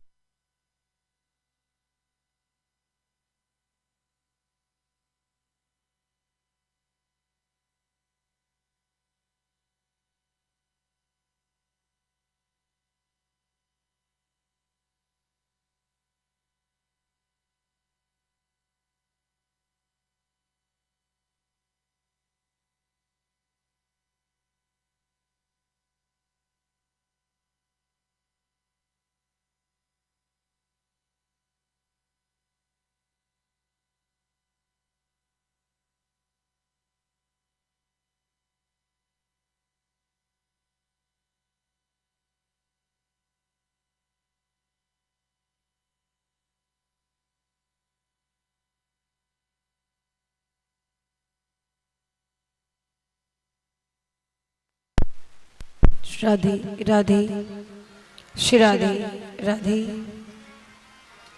तो महाराज भगवान कृष्ण के आंखों में आंसू आ गए कि मैं तो गोपाल हूँ, मेरा परम कर्तव्य है गाय की रक्षा करना, और आज यमुना जी का जल पी करके गौ मर जा रही है, क्या यही होगा? भगवान कृष्ण माँ यशोदा से कहते कि मैया देखना, इस कालिया नाग को एक दिन मैं ही समाप्त करूंगा, मैं ही यमुना जी से निकालूंगा। माँ यशोदा कृष्ण जी के मुख पर हाथ रखती, ना लाला ऐसी बात मत कर, तू तो यमुना जी के किनारे जाना भी मत, कालिया नाग बहुत विषैला सर्प है।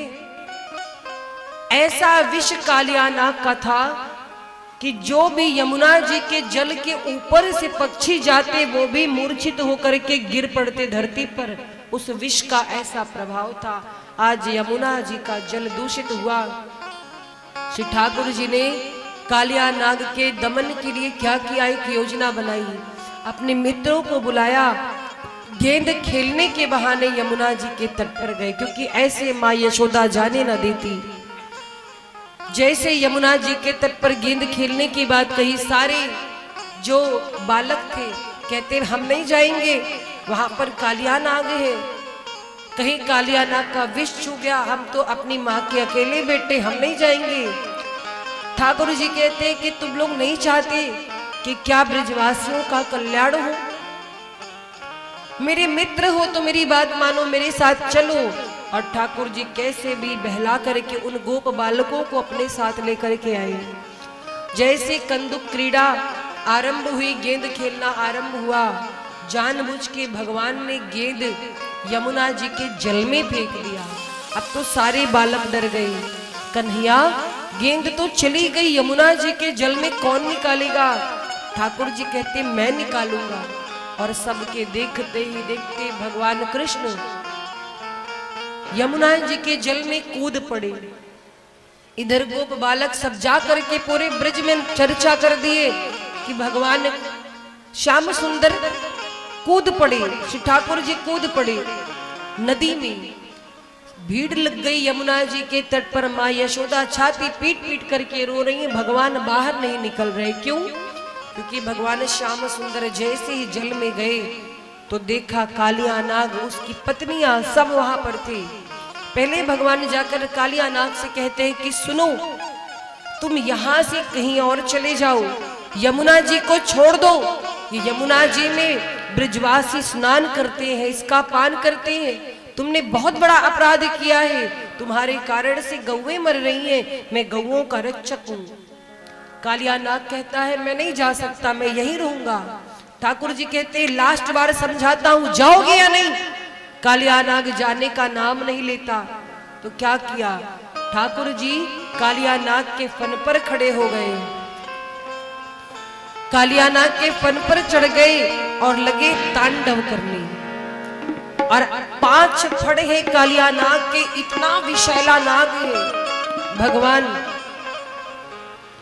कालिया नाग के फड़ों पर नृत्य करना शुरू करते हैं। तांडव गति मुंडन पर नाचत गिरधारी, तांडव गति मुंडन पर नाचत गिरधारी, तांडव गति मुंडन पर नाचत गिरधारी, तांडव गति मुंडन पर नाचत गिरधारी, नाचत गिरधारी, नाचत गिरधारी, नाचत गिरधारी, नाचत गिरधारी, तांडव गति मुंडन पर नाचत गिरधारी, तांडव गति मुंडन पर नाचत गिरधारी। बोलो बाल कृष्ण लाल की जय हो।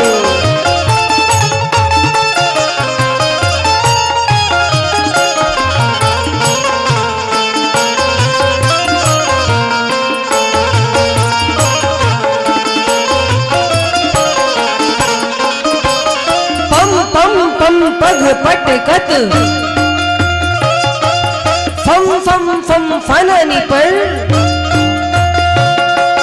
बिम बिम बिम बिनती करत विनती करत नाग मधुहारी, तांडव गति मुंडन पर नाचत गिरधारी, तांडव गति मुंडन पर नाचत गिरधारी, नाचत गिरधारी, नाचत गिरधारी, नाचत गिरधारी, नाचत गिरधारी, तांडव गति मुंडन पर नाचत गिरधारी, तांडव गति मुंडन पर नाचत गिरधारी, तांडव गति मुंडन पर नाचत गिरधारी, तांडव गति मुंडन पर नाचत गिरधारी, ससिक ससिक सनकादिक ससिक सनकादिक नन नारद मुनि, नन्नन नाद मुनि, मम मम मम महादेव, मम मम महादेव, बम बम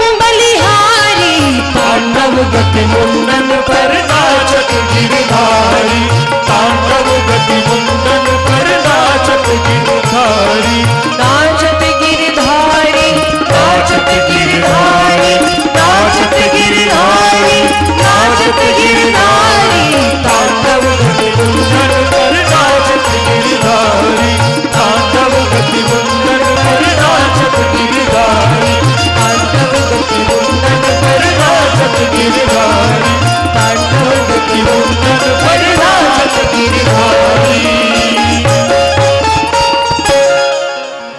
महाराज इस प्रकार से भगवान कालियानाग के फणों पर नृत्य करते रहे।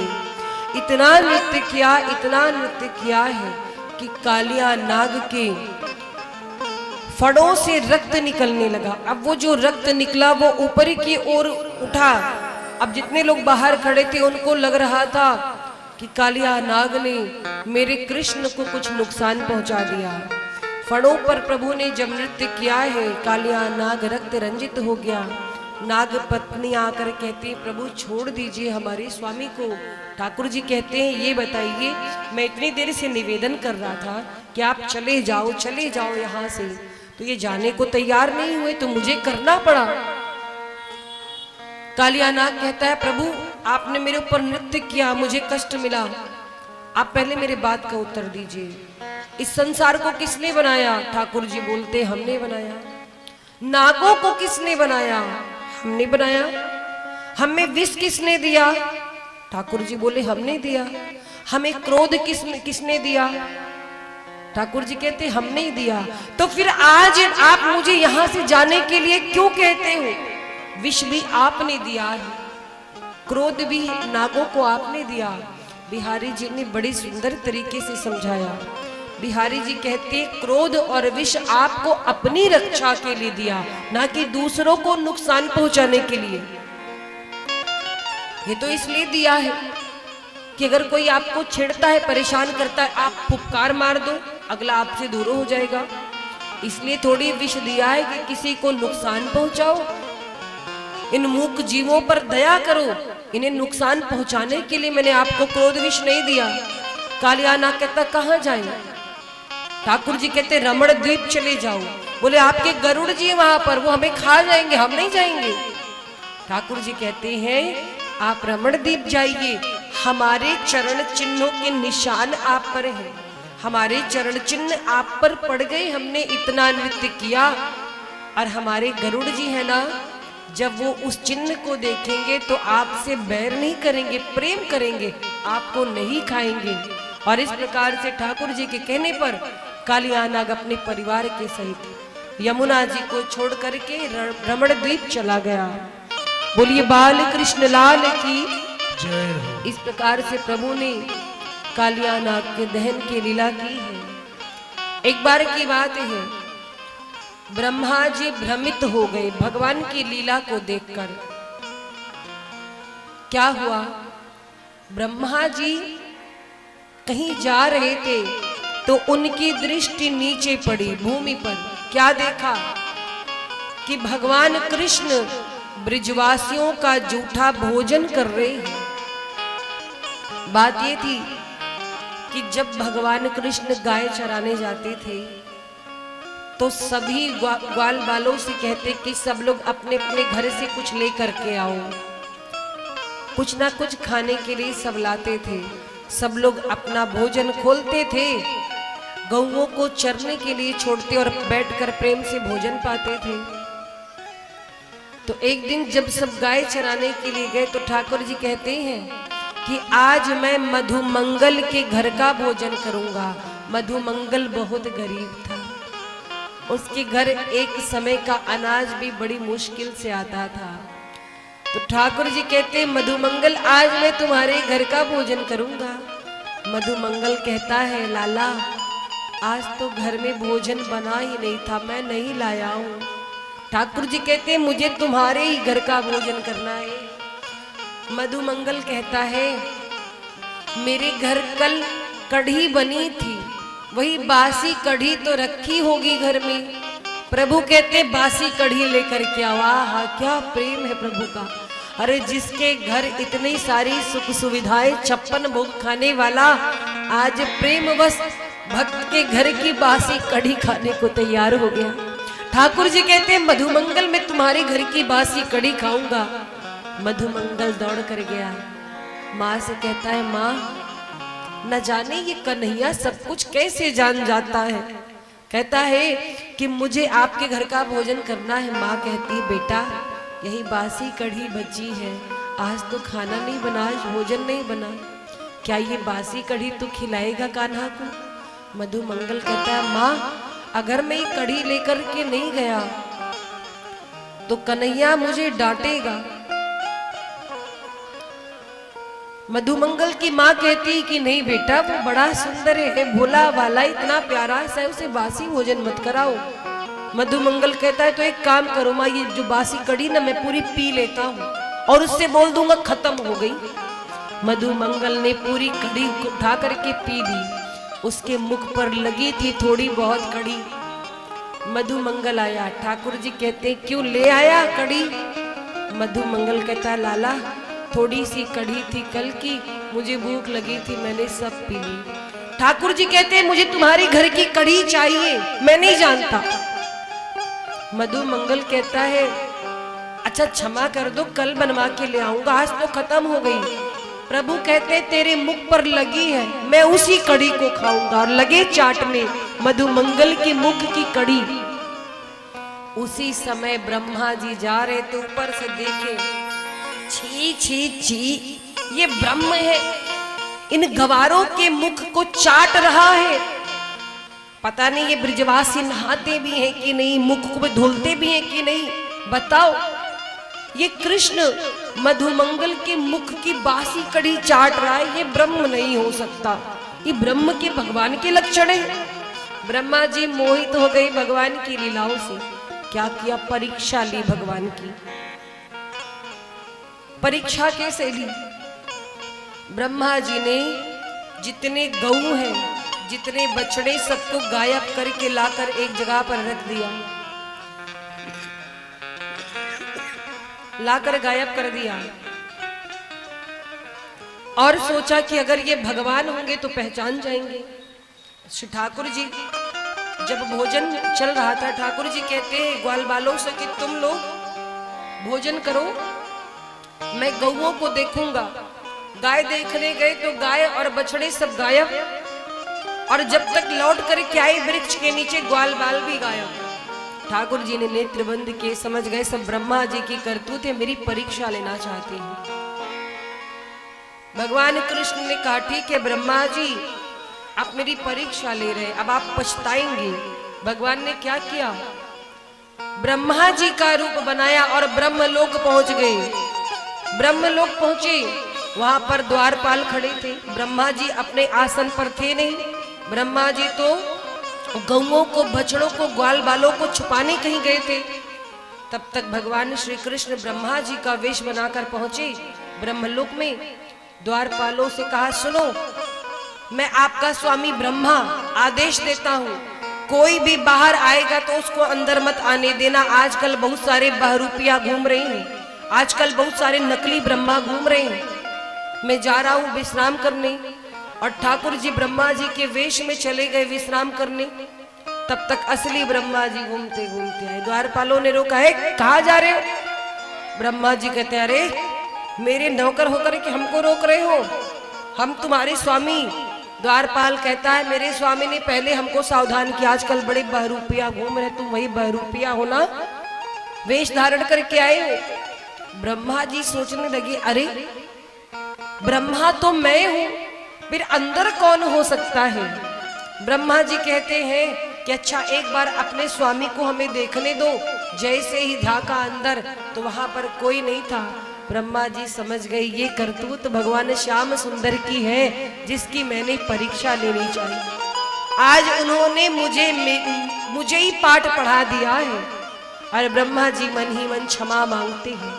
आपको पता है 1 वर्ष तक ब्रह्मा जी ग्वाल बालों को, बछड़ों को, गौओं को गायब किए थे, लेकिन 1 साल तक किसी ब्रिजवासी को पता नहीं चला, इस बात की खबर नहीं हुई। क्यों? क्योंकि 1 वर्ष तक मेरे श्याम सुंदर जितने बछड़े गायब हुए थे उतना रूप धरे रहे, जितने गौएं गायब हुई उतने रूप धरे रहे, जितने ग्वाल बाल गायब हुए उतने रूप धरे रहे। कोई नहीं जान पाया कि हमारी गौएं नहीं, हमारे बछड़े नहीं, हमारे बेटे नहीं। 1 वर्ष तक प्रभु बने रहे। तो भगवान कौन है? मधुर है। भगवान का रूप मधुर है, भगवान का सब कुछ मधुर है।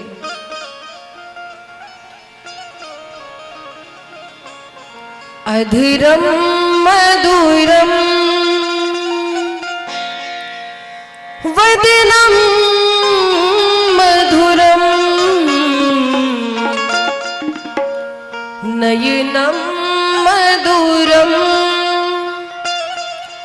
हसितं मधुरं मधुराधिपते रखिलं मधुरं मधुराधिपते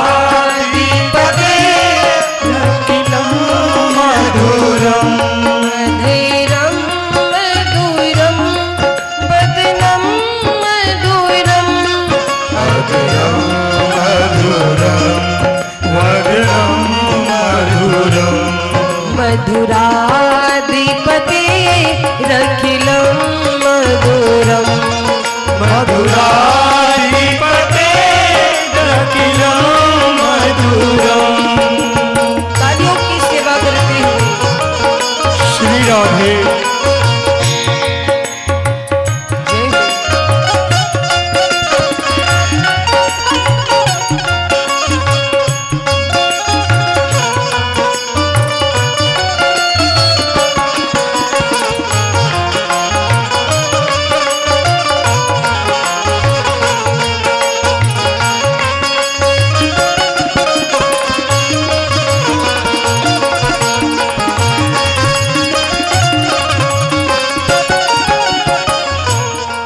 वचनं मधुरं चरितं मधुरं वसनं मधुरं बलितं मधुरं मधुरं चरितं मधुरं वचनं मधुरं चलितं मधुरं चलितं मधुरं भ्रमितं मधुरं चलितं मधुरं भ्रमितं मधुरं मधुराधिपते रखिलं मधुरं मधुराधिपते रखिलं मधुरं मधुराधिपते रखिलं मधुरं मधुराधिपते रखिलं मधुरं गीतं मधुरं पीतं मधुरं गीतं मधुरं पीतं मधुरं भुक्तं मधुरं सुप्तं मधुरं भुक्तं मधुरं सुप्तं मधुरं रूपं मधुरं तिलकं मधुरं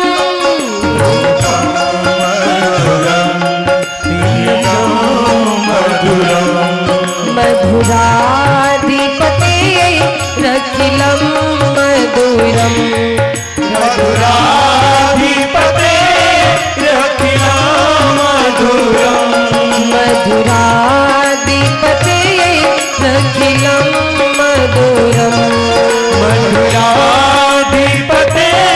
रखिलं मधुरं। भरत भगवान इतने मधुर है, उनका स्वभाव मधुर है, उनका स्वरूप मधुर है, उनका कार्य मधुर है, उनका देखना मधुर है, बोलना मधुर है।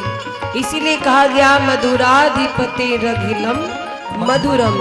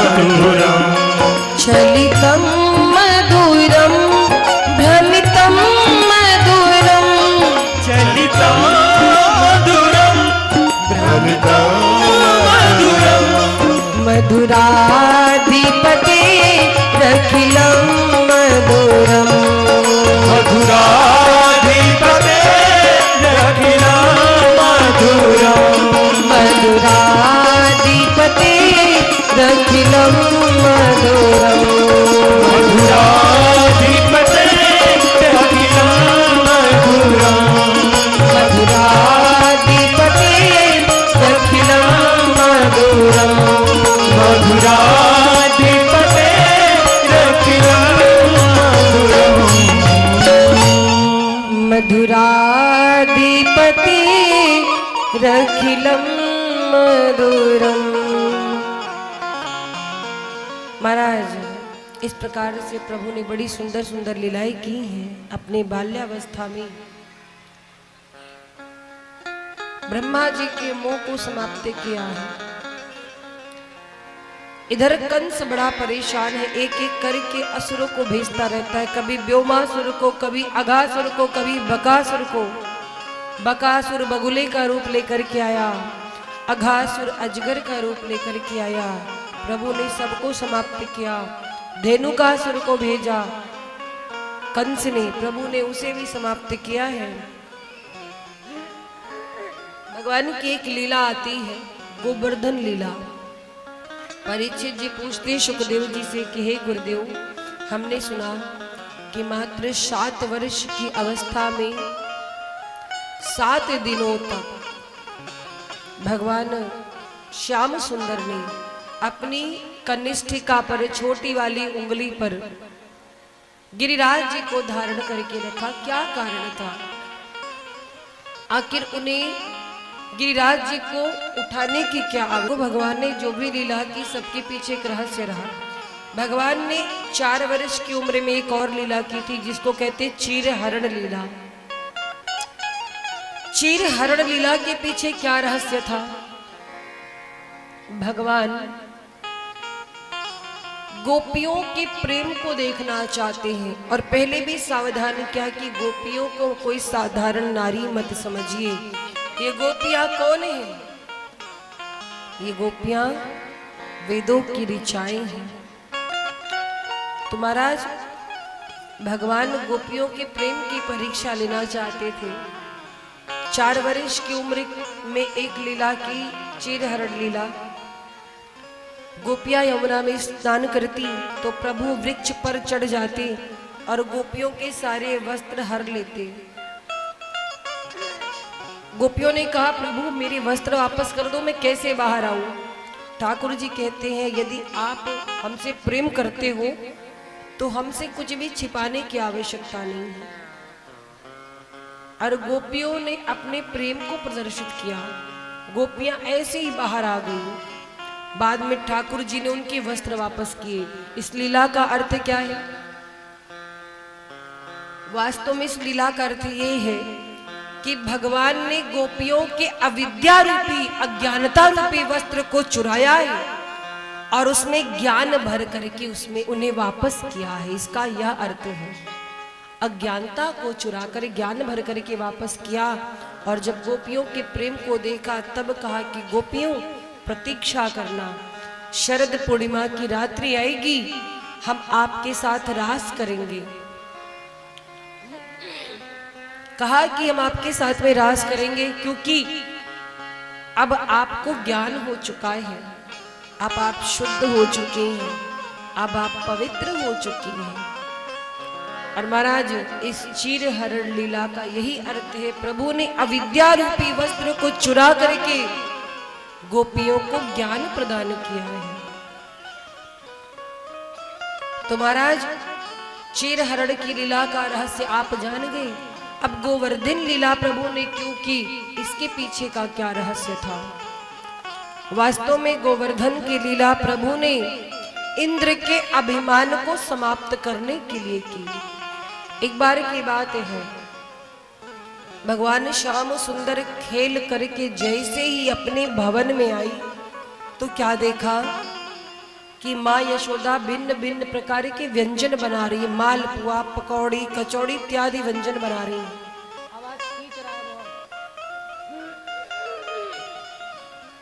आवाज खींच रहा है भैया। ध्यान दीजिए। माँ यशोदा बढ़िया व्यंजन बना रही थी। ठाकुर जी आए, दौड़ करके जैसे रसोई में गई, पुए पर हाथ लगाया, माँ यशोदा ने हाथ पकड़ लिया। अरे अभी नहीं लाला, जब जय जय हो जाएगी तब खाना।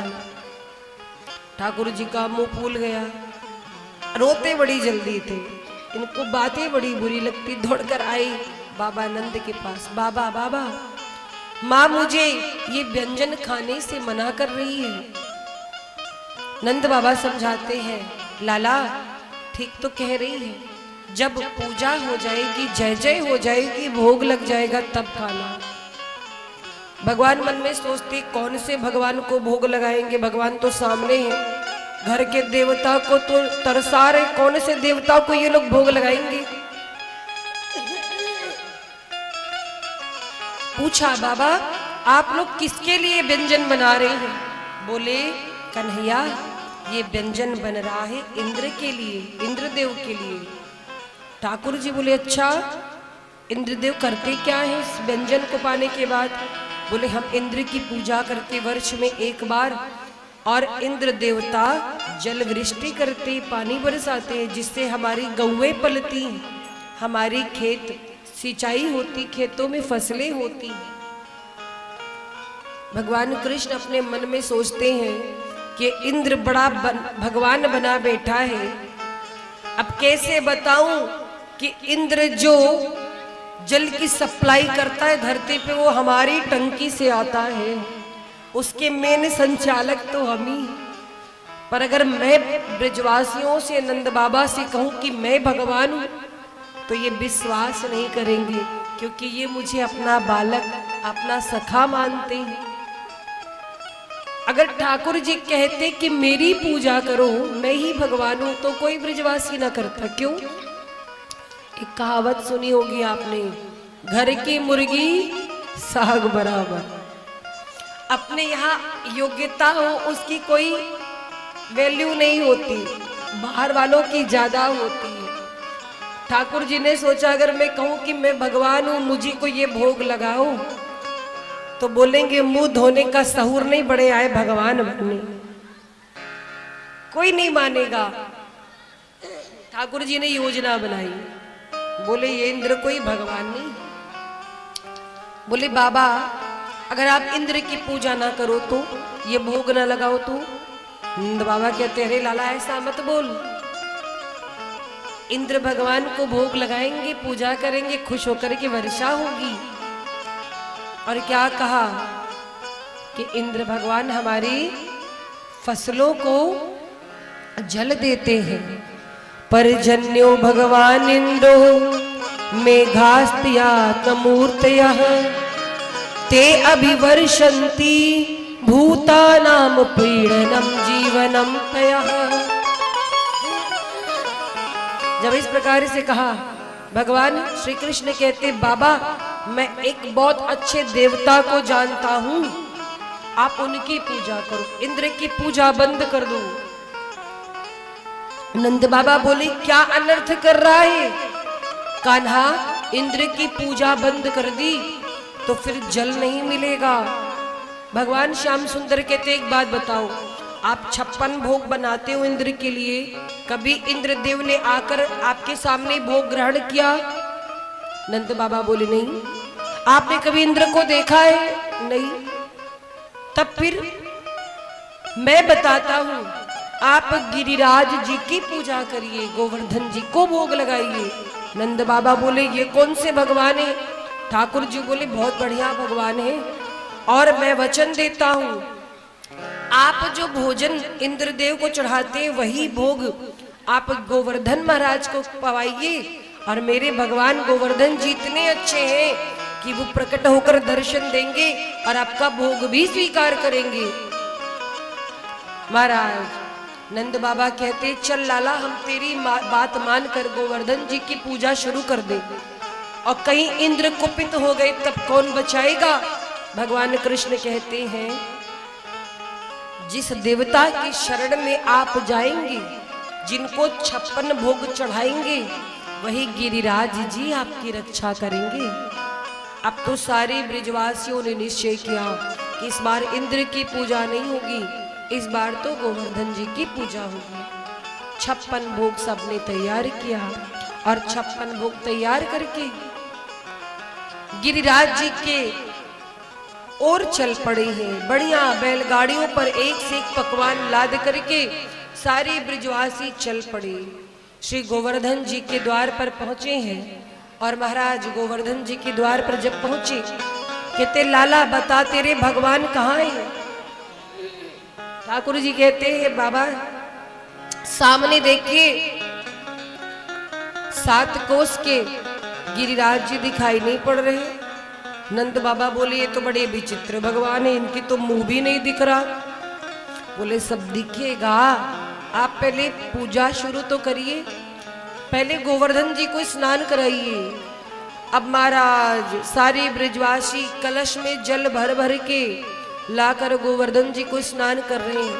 7 कोस के गोवर्धन जी 21 किलोमीटर इतनी जल्दी कैसे स्नान कर लेंगे? सब थक गए, कलशे पटक दिए। बोले कनुआ या तेरे गोवर्धन भगवान की मूछ भी गीली नहीं हुई, इतने 1000 कलश पानी लग चुका, अब हमसे ना होगा, कुछ और व्यवस्था करो। ठाकुर जी कहते हैं आप सब लोग आंख बंद करके भगवान का ध्यान करिए, अपने स्नान के लिए वही व्यवस्था करेंगे। और जैसे ब्रिजवासियों ने आंख बंद करके गिरिराज जी को प्रणाम किया है, वैसे ही क्या हुआ, मानसी गंगा प्रकट हो गई। बोलिए मानसी गंगा की। मानसी गंगा प्रकट हुई महाराज। सब ब्रजवासियों ने बड़े प्रेम से गिरिराज जी को स्नान कराया है और परिक्रमा की है। गिरिराज जी की परिक्रमा का बहुत फल है। हम आप मानसिक परिक्रमा करेंगे, मानसिक भोग लगाएंगे। 56 प्रकार का भोग श्री गोवर्धन जी के सामने सजाया गया और सारे ब्रिजवासी हाथ जोड़ करके कहते हैं श्री गोवर्धन महाराज महाराज तेरी हाथ जोड़ करो परिक्रमा। श्री गोवर्धन महाराज महाराज तेरे हाथ जोड़ कर करूं परिक्रमा। श्री गोवर्धन महाराज महाराज तेरी हाथ जोड़ करो परिक्रमा। श्री गोवर्धन महाराज महाराज तेरे हाथ जोड़ कर परिक्रमा।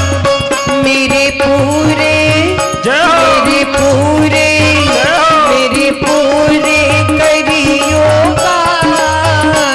हाथ तेरी हाथ जोड़ करो परिक्रमा।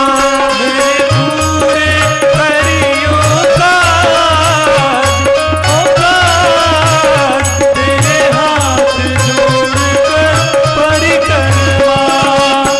सभी लोग मानसिक परिक्रमा करेंगे तालियों की सेवा करते हुए। हरि बोल। श्री राधे जय हो।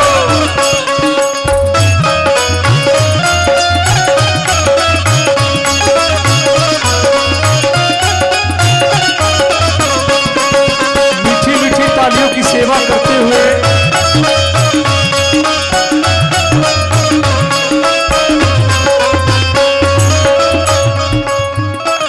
मानसी गंगा स्नान करूं, मंदिर में जाकर धोक धरूं। स्नान करो मंदिर में जाके ध्यान करो। तेरी बोलो जय हो। तेरी बोलो जय हो। तेरी बोलो जय जयकार जयकार। तेरी हाथ जोड़ करो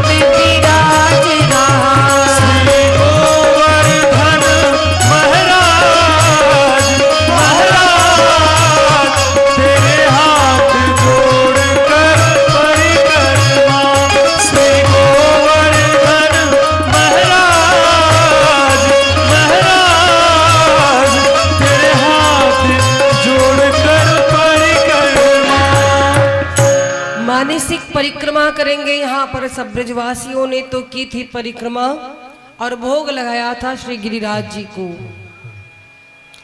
परिक्रमा को जाऊं मैं तो लेकर तेरो नाम, परिक्रमा को जाऊं मैं तो लेकर मेरी भी पार लगा दे नैया ओ गोवर्धन धारी श्याम, मेरी भी पार लगा दे नैया ओ गोवर्धन धारी श्याम। तेरा देखो ना तेरे बन जाए बिगड़ी काम, तेरा देखो ना तेरे बन जाए बिगड़ी काम। मेरी भी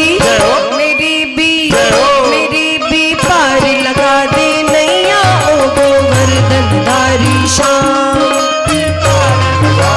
भैया बोलो गोवर्धन भगवान की जय हो।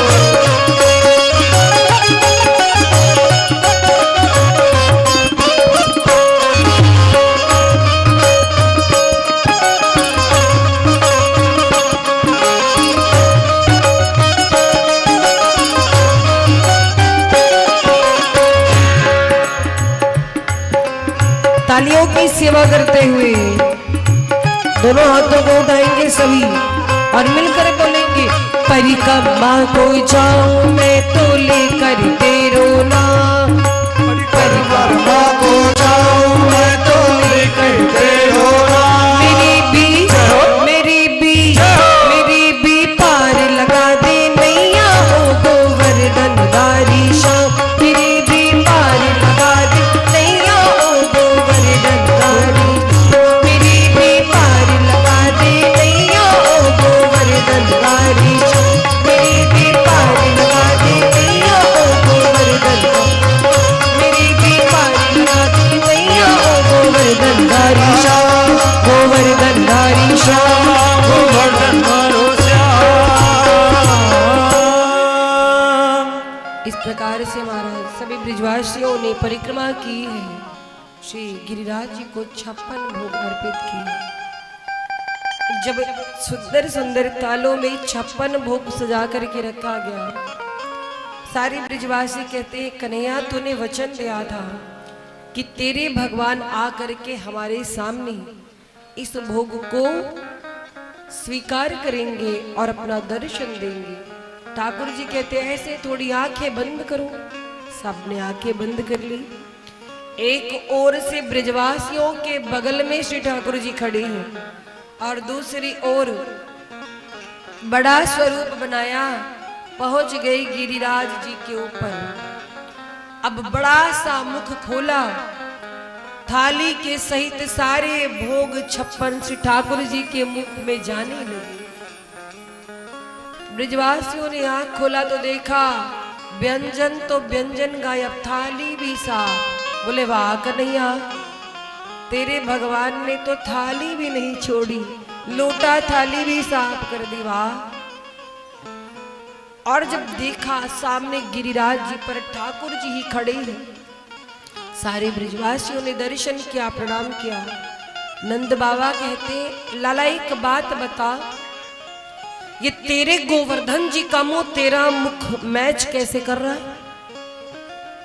दोनों की शक्ल एक जैसी लग रही है, क्या चक्कर है? ठाकुर जी बोले वही तो आप लोग समझ नहीं पाए। हम और गोवर्धन जी ने बचपन में एक गाय का दूध पिया था, एक गाय का दूध पिया था और इसीलिए हमारी शकल खूब मिली। नंद बाबा बोले अच्छा अच्छा ये बात है। बड़े बोले ब्रिजवासी महाराज, भगवान ने भोग ग्रहण किया है, सारे ब्रिजवासियों को दर्शन दिया। तब तक जाकर के किसी ने इंद्रदेव से बता दिया कि आपके पीठ पीछे आपका अपमान हो रहा है, सारे ब्रिजवासी आपका अपमान कर रहे हैं। इस बार आपकी पूजा नहीं हुई, इस बार पर्वतों की पूजा कर रहे हैं और उन सब ने कृष्ण के कहने पर ऐसा किया है। इंद्र आग बबूला हो गया। इंद्र आग बबूला होकर के कहते हैं कि उस वाचाल के बहकावे में आकर के ब्रजवासियों ने मेरा अपमान किया, अभी मजा चखाता हूं। आग बबूला होकर के कह रहे हैं, वाचालम बालिशम स्तब्ध मग्यम पंडित मानिनम कृष्ण मृत्यु पाश्रित गोपा में चक्रोर प्रियम।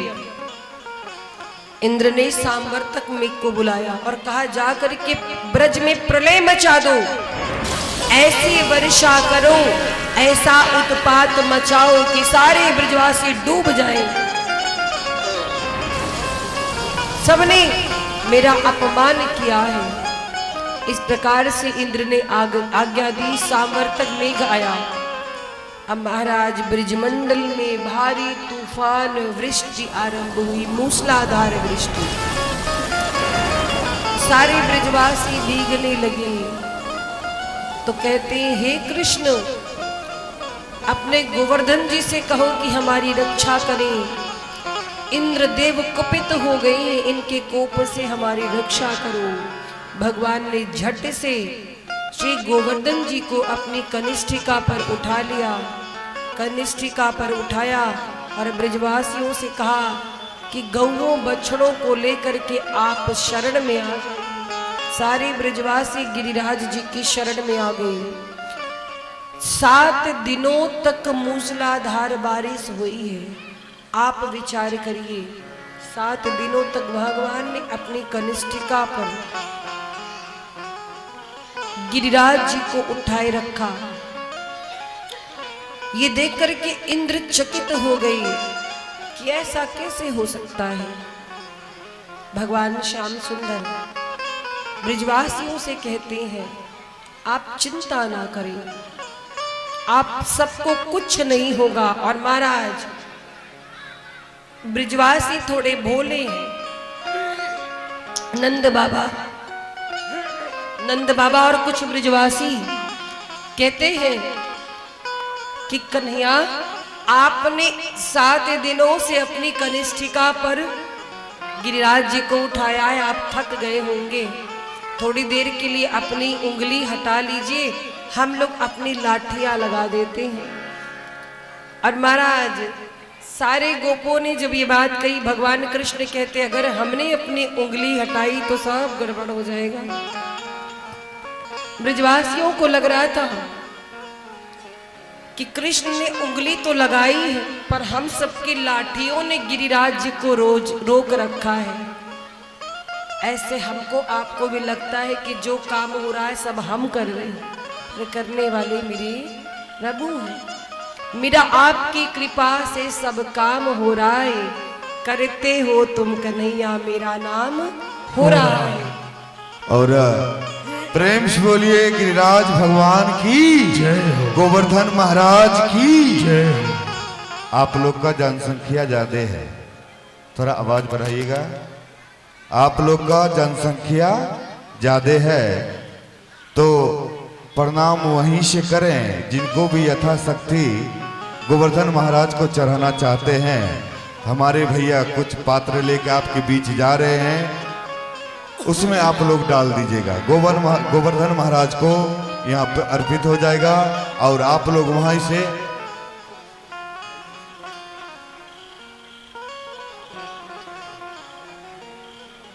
और आपके बीच दीपक भैया आपके बीच जा रहे हैं। जिनको भी जो भी कुछ देना है, आप लोग खड़े ना होना, बैठे रहिएगा, यहाँ पे आनंद लेते रहिएगा। और आज गोवर्धन महाराज का भोग लगा है, 56 भोग।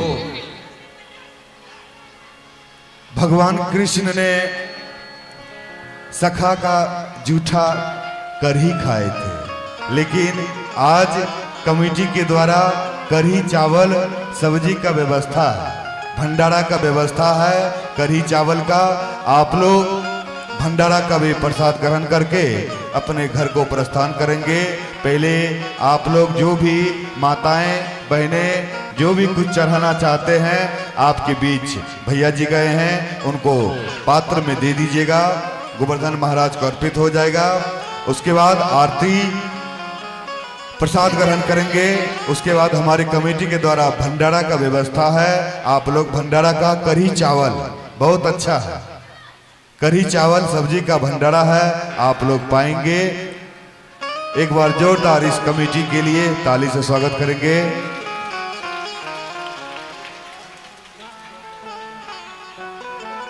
राधे राधे।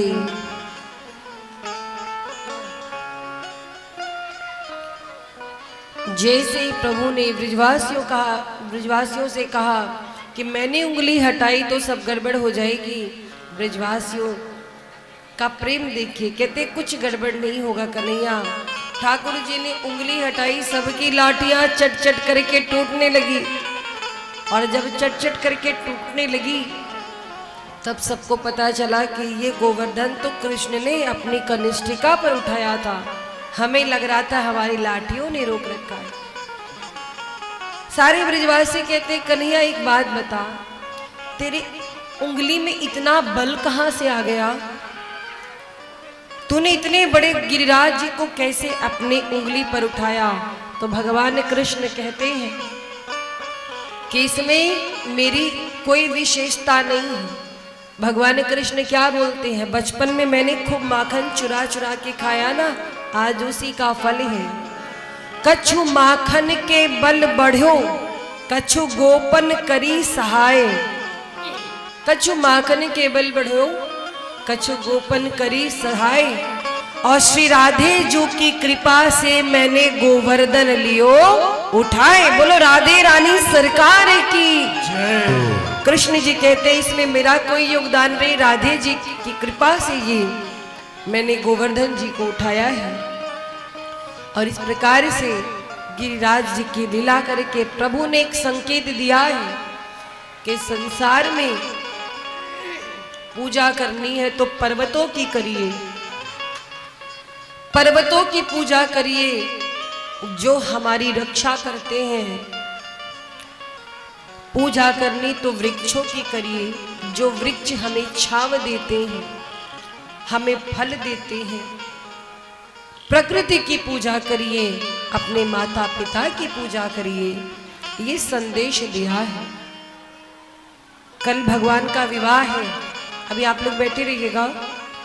कल प्रभु का विवाह है, कल गोपियों का प्रसंग आप श्रवण करेंगे। रास कैसे प्रभु ने किया था, भगवान ने किस प्रकार से महारास किया, भगवान भोलेनाथ महारास में कैसे पहुंचे थे, आप ये प्रसंग सुनेंगे।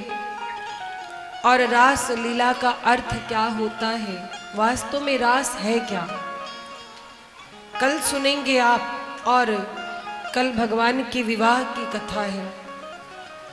भगवान को मथुरा छोड़कर द्वारिका क्यों जाना पड़ा, आप ये प्रसंग सुनेंगे। और किस प्रकार से रुक्मिणी जी के साथ उन्होंने राक्षस विधि से विवाह किया, क्यों किया, ये प्रसंग सुनेंगे। कल रुक्मिणी मैया की जयमाल होगी, जयमाला का कार्यक्रम होगा, हल्दी भी होगी। सभी माताएं खूब बढ़िया लाल लाल साड़ी पहन करके आना। आप लोग के पास लाल साड़ी है? वो तो सबके पास होगी, हमको पता है। लाल लाल साड़ी अगर हो तो पहन लेना, और नहीं हो तो पीली पहन लेना। और वो दोनों ना हो तो कोई भी कलर पहन लेना, पर आना। कल आपका निमंत्रण है भगवान के विवाह में। कल बड़ा आनंद आने वाला है। रुक्मिणी जी का पाव पूजन होगा। आप किसी बेटी के विवाह में जाते हैं, पाव पूजन कैसे करते हैं, हल्दी कैसे करते हैं, क्या दान पुण्य करते हैं, वो आपको पता है। तैयारी से आएंगे।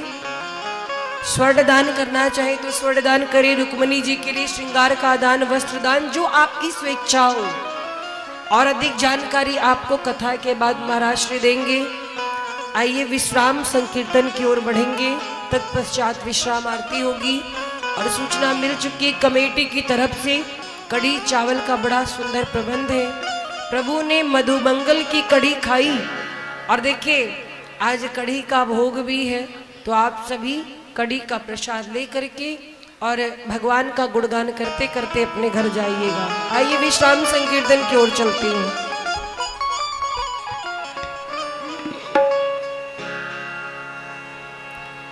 बोली राधे रानी सरकार की।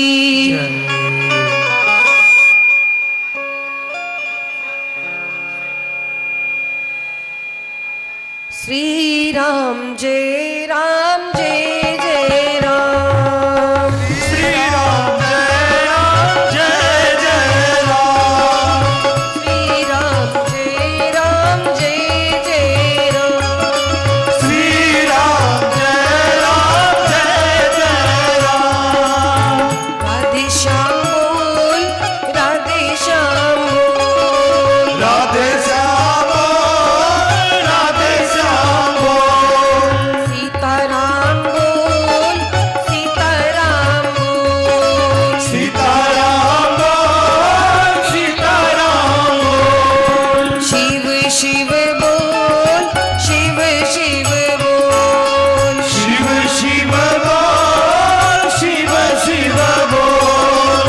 नारायण बोल, नारायण बोल, नारायण बोल, नारायण बोल। श्री राम जय राम। श्री राम जय राम। राधे श्याम बोलो राधे श्याम, राधे श्याम राधे श्याम। जय जय सिया राम, जय जय सिया राम। बोलो राधे श्याम। बोलो राधे श्याम। बोली राधे रानी सरकार की जय श्रीमद् भागवत महापुराण की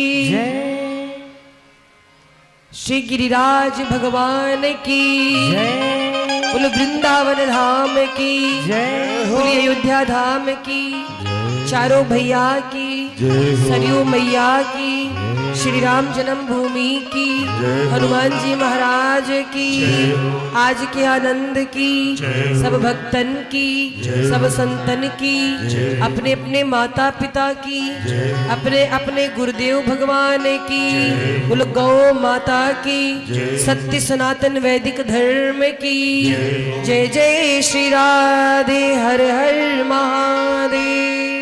जय आप सभी भक्तों से निवेदन है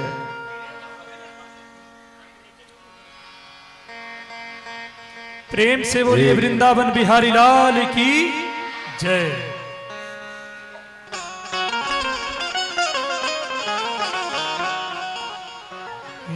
जो भी मुझे मिला है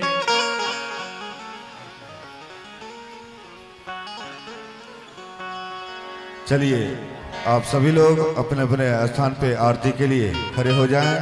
आज का आरती नीचे से जजमान नीचे रहेंगे, गोवर्धन महाराज का आरती करते हुए ऊपर आएंगे ठाकुर जी का। आज हेलो, आज आरती नीचे से होगी, नीचे से आरती करेंगे।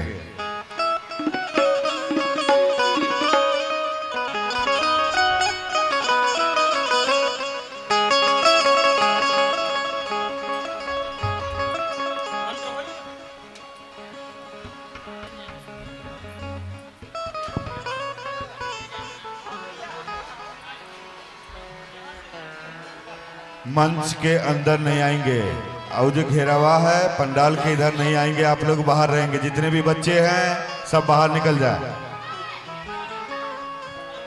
श्री राम हरि ओम।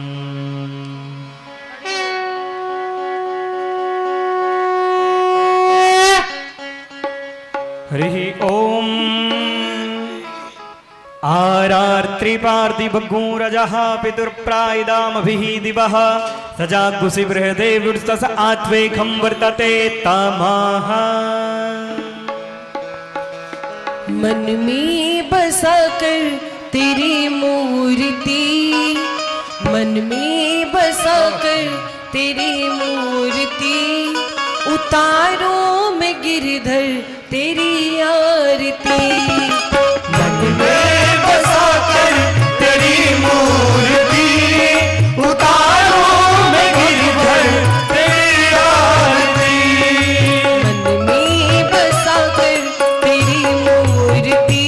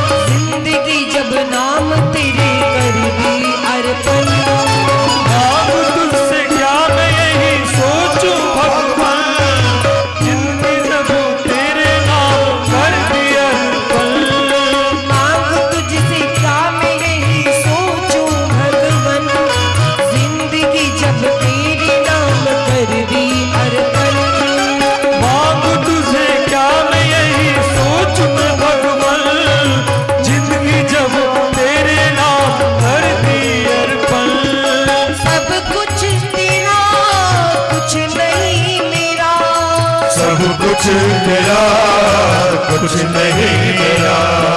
चिंता है तुझको प्रभु संसार की, मन में बसा तेरी मूर्ति, उतारो मैं गिरधर तेरी आरती।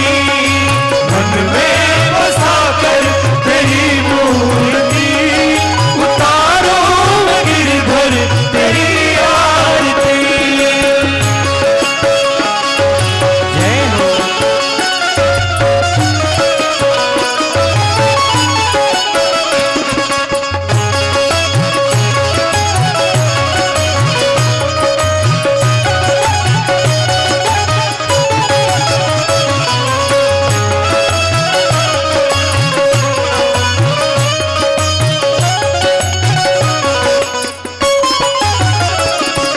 वेद तेरी महिमा गाए संत करे ध्यान, नारद गुणगान करे छेड़ वीणा तान।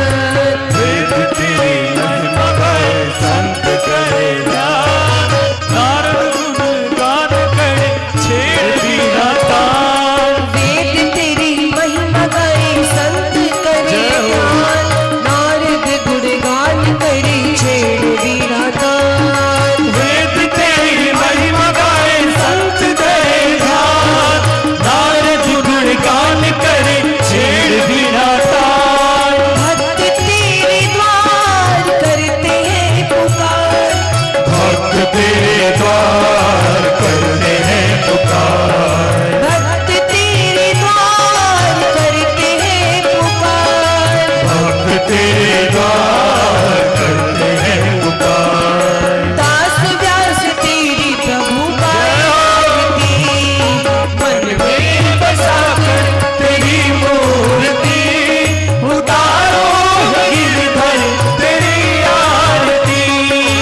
मन में बसा कर तेरी मूर्ति, उतारो गिरधर तेरी आरती।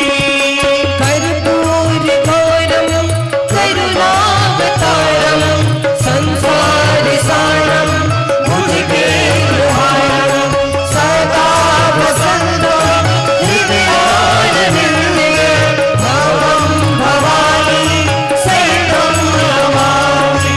त्वमेव माता च पिता त्वमेव, त्वमेव बन्धुः च सखा त्वमेव, त्वमेव विद्या द्रविणो त्वमेव, त्वमेव सर्वं मम देव देव।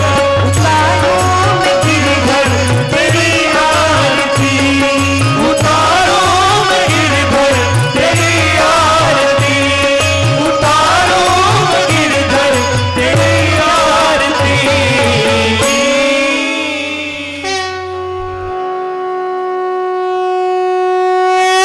प्रेम से बोलिए बांके वृंदावन बिहारी लाल की। हरिः ओम्।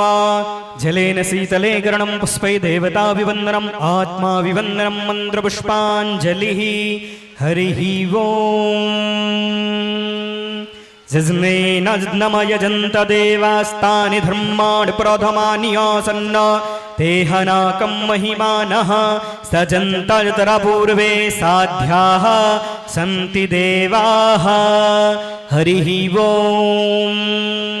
नन्दनन्दनाय विद्महे यशोदानन्दनाय धीमहि, तन्नः कृष्णः प्रचोदयात्। नानासुगन्धपुष्पाणि यथा कालोद्भवानि च, पुष्पाञ्जलिरमया दत्ता गृहाण परमेश्वरः। ब्रह्मस्वामन्त्रपुष्पाञ्जलिं समर्पयामि, प्रणमामि नमस्करोमि नमामि। प्रेमसुले भागवत भगवान की जय, श्री गिरिराज महाराज की जय, श्री राधा कृष्ण भगवान की जय। आवाहित प्रतिष्ठित देवी देवताओं की जय, श्री सच्चिदानंद भगवान की जय। धर्म की जय हो, अधर्म का विनाश हो, प्राणियों में सद्भावना हो, विश्व का कल्याण हो। गो माता की जय हो, वैदिक सनातन धर्म की जय हो, भारत माता की जय हो। ओम नमः पार्वती पतये, हर हर महादेव। जय जय श्री राम।